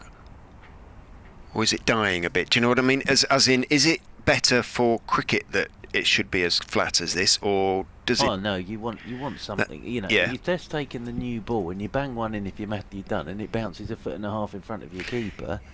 It's a bit soul destroying, really. It's Verdi, as we suspected. Is it me? Yes, sir. It is in and trying to turn it down the leg side, little inside sort of edge from Azad, and it goes very fine, but it is signalled for. So there was an appeal, but a little bit of an edge onto the pad and down to fine leg. Azad moves on to 131, his first class best, very much in sight now. It's 139. He's now on 131. Verdi is in and bowling, and Azad just carefully forward, turning the delivery into the leg side, jogs towards it, Overton. Yeah, Jordan Clark's getting warmed up, so he's going to have a dart as well, I think, from the Vauxhall end. He's a man who has shown he can make things happen. Verdi in, bowls, forward goes Azad. Forward defensive out into the offside from off stump, no run. Proper vigil this though, hasn't it been from Hassan Azad? Really good. Remember he faced, was it 17 overs yesterday? In company with Sam Evans. In goes Verdi, bowls, reaching for that one, a touch perhaps. Got plenty on it, pushed it out into the offside. So 86.4 overs in the innings. He's been there for all of those. Verdi bowls. He turns that one off middle and leg into the leg side. Overton walks towards it, picks it up. 275. Deficit 22 now. 23 more runs than needed to make Surrey bat again. Verdi bowls, Azad goes back and defends, playing the ball off the pitch. Then he's walking away towards square leg before it's even in the hands of Stoneman at short extra end of the over. 31 overs. Amar Verdi has bowled now. 62 to Lewis Hill, 131 to Azad, 275 for 3 Leicestershire. Yeah, and a really good game for the batsman. That's what you'd say. It's been a terrific game for the batsman. And 245 for Ollie Pope, and a debut 100 for, well, a first championship 100 for Surrey for Jamie Smith, and then of course Sam Evans with his first 100 for Leicestershire, and now Hassan Azad with 100, and then, you know, really nice contributions from the likes of Hill and Folkes and Jordan Clark, who's got the ball in his hands now. Hill's average could be terrific if he can get to whenever we're, I think, going to shake hands, not out. His average here will be marvellous. As he's waiting is Lewis Hill for Jordan Clark, who's into him, and he's forward to a good length delivery and plays this one straight back up the pitch. And Jordan Clark doing the fielding off his own bowling, and there is no run, but there's been a lot to admire and enjoy over these 4 days. But yes, I thought it would be hard work for Surrey at 11 o'clock this morning. I didn't think it would have been quite as hard as it has been today for them, as Jordan Clark is in. And forward again goes Hill. He's taking on a quick single to Kemar Roach, and Kemar Roach is diving and hitting the stumps, but Hill is safely home. Was always there, Hill. Good athleticism from Kemar Roach. I think he was little on his heels when he started, but dived forward, and sort of his momentum taking him towards the stumps, and then just a little flick of the ball and hitting the stumps. 276 for 3 now. Azad looked a little startled. Not surprisingly. Seemed slightly unnecessary risk there. Keeping the scoreboard moving there, Lewis Hill. Well, he's played well again 70 in the first innings, 63 not out in the second innings. Waits again, does Azad on a 131. Jordan Clark is into him, and Azad punches this leg side into lots of space. He should get 3, I think. Ollie Pope, no, we'll decide on 2. These two have been out there a long time now, so not absolutely sprinting. Don't need to at the moment. 135. The partnership, just 19 runs to make Surrey bat again. That could be an important landmark, I think, in the entire day when they get to 19. Because it'll take 2 overs out. And Leicestershire won't be declaring. And as I say, I'm sure Surrey are going to take 7 wickets at the moment. As here is Jordan Clark in over the wicket to Azad, and Azad is pushing this one straight back up the pitch. Kemar Roach doing the fielding there, moving round to his left-hand side. Yeah, Surrey haven't bowled badly today by any stretch of the imagination. It's just they haven't had a lot to work with, really.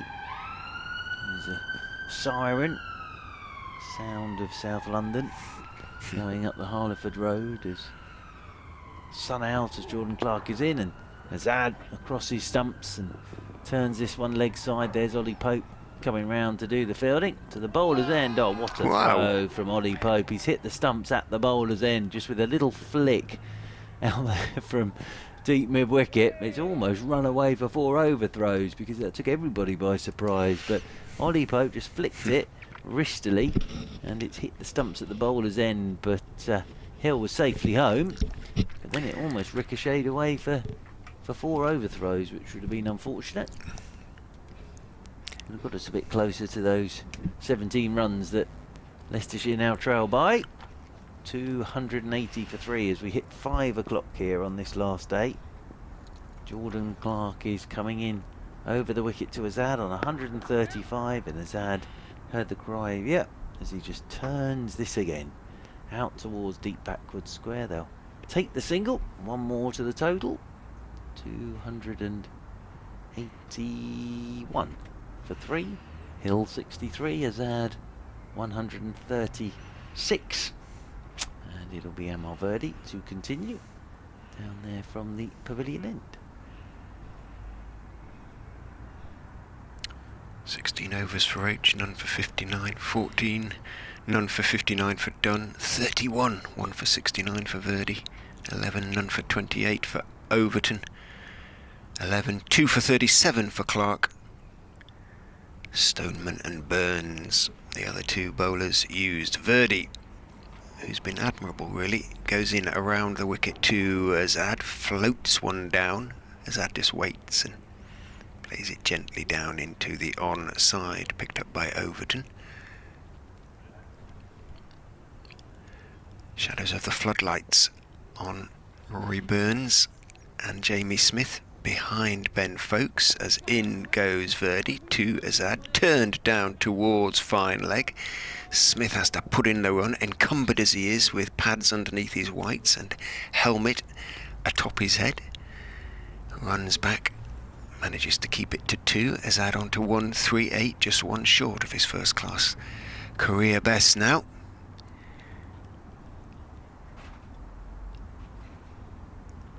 No change to the field. Verdi hops in and bowls. Azad just gently turns a straight delivery off middle to Overton at mid-wicket. No running, it just peers studiously down at his feet, carefully takes guard again. Taps his bat, not hard, doesn't do anything really hard. In goes Verdi and bowls outside off stump. Steps forward as Azad allows it through to Folkes, who shows the ball to the stumps but doesn't bother whipping the bails off on this occasion.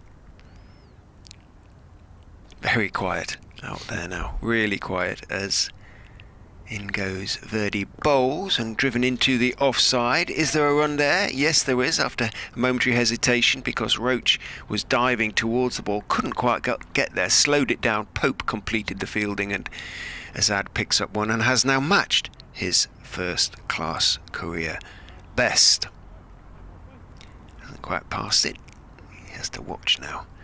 As Verdi's going to go around the wicket. No, he's not. He's going to go, of course he's not. He's going to go over the wicket to Lewis Hill. Slip and short leg. The two close fielders. As Verdi is in to Hill. Nice and straight, middle stump. Turned by Hill. Close of the bat out to mid-wicket, and that is the end of the over. We seem to be getting to these sanitising breaks quite quickly now with Verdi bowling, and we have theoretically 24 left to bowl. It's 5:04. Yeah, I think. I'm just watching the umpires if there's any sort of signal. Yeah, I think they're talking about the last hour now. That's what I mean. If they could in some way let us know. Well, they've just pointed to a watch and had a chat, but they haven't actually pointed the watch towards the. Do they tell the scorers? Yeah, that's the way it normally is. That they point towards their whatever their watch is for the scorers. But this might tell you something. Mark Stoneman's coming into the attack. I think your 10 past call. Yeah, well, it just made sense. Basically, what would have had to have happened, I think, is with the new ball, someone took a hat-trick or something. But that I'd have been amazed, really, after what we've seen. And, you know, Leicestershire, well played. Really good from Leicestershire today. They've got through the day. As I say, on a pitch that, if you're trying to save the game, you'd want to wrap up and put in your back pocket. But fair play to Leicestershire, Azad in particular. As I say, in its own way, this has been a work of art. Rearguard innings from Azad. I don't think there's much more Surrey could have done today, really. They've tried everything. As Stoneman is in, they're trying Stoneman again. Ooh. Oh, hello. Stoneman's straightened one here on Azad. Look at folks smiling that round away. arm action, and he's just straightened one at Azad there for a second. As here he comes again, Stoneman, and Azad is punching him down towards backward point, and there is no run. So the only time you thought, hang on, was when Jordan Clark took those 2 wickets in 2 balls, as Azad drives off that back foot through the covers, and that's his highest first-class score now. It is. Moves on to 140. Does Hassan Azad, and I'm pretty sure, being the intelligent young man that he is, he probably knows that as well. So on to 140 he goes, and 285 for 3 now. Leicestershire means that we can all get on our motorways a bit quicker tonight as well.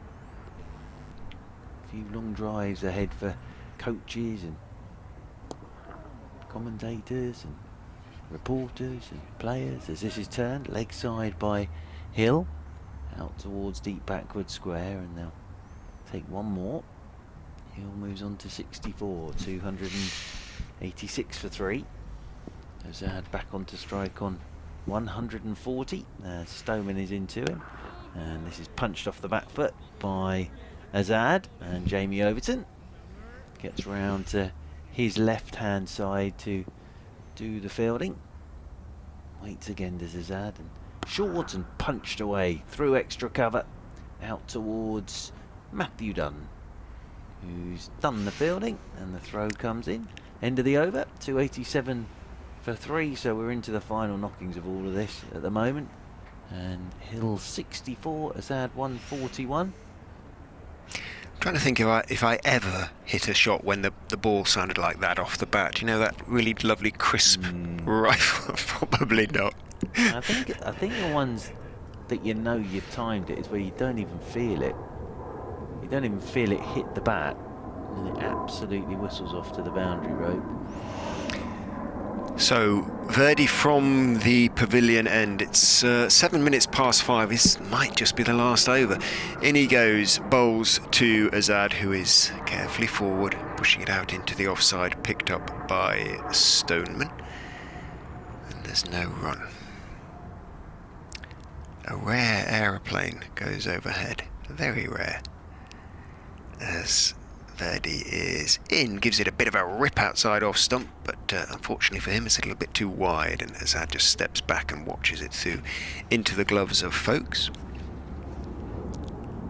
Partnership is now 144 for the 4th wicket. Verdi in, forward goes Azad, playing it down the pitch on the off side. Stoneman picks up. This is over number 33 for Verdi. In he goes and bowls, tosses it up outside off stump. Modicum of turn, but from very wide to even wider, and it's very slow. There are batsmen that are going to be leaving London tonight with their averages having gone up. Yes, they're not going to. They don't want to get out now, these two, do they? A nice blob to go with their runs would be very good. In goes Verdi, bowls, and Azad takes it from outside off stump and turns it out towards deep mid wicket. Clark comes in, and a single is taken. Azad onto 142. Hill has 64. 288 for 3. Leicestershire. Back over the wicket goes Verdi and bowls. Back goes Hill, playing it off the stumps, firmly out to mid-off, and there is no run.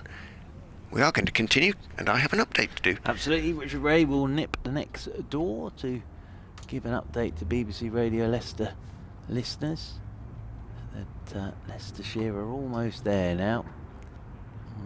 Getting through today, battling away, getting themselves a draw.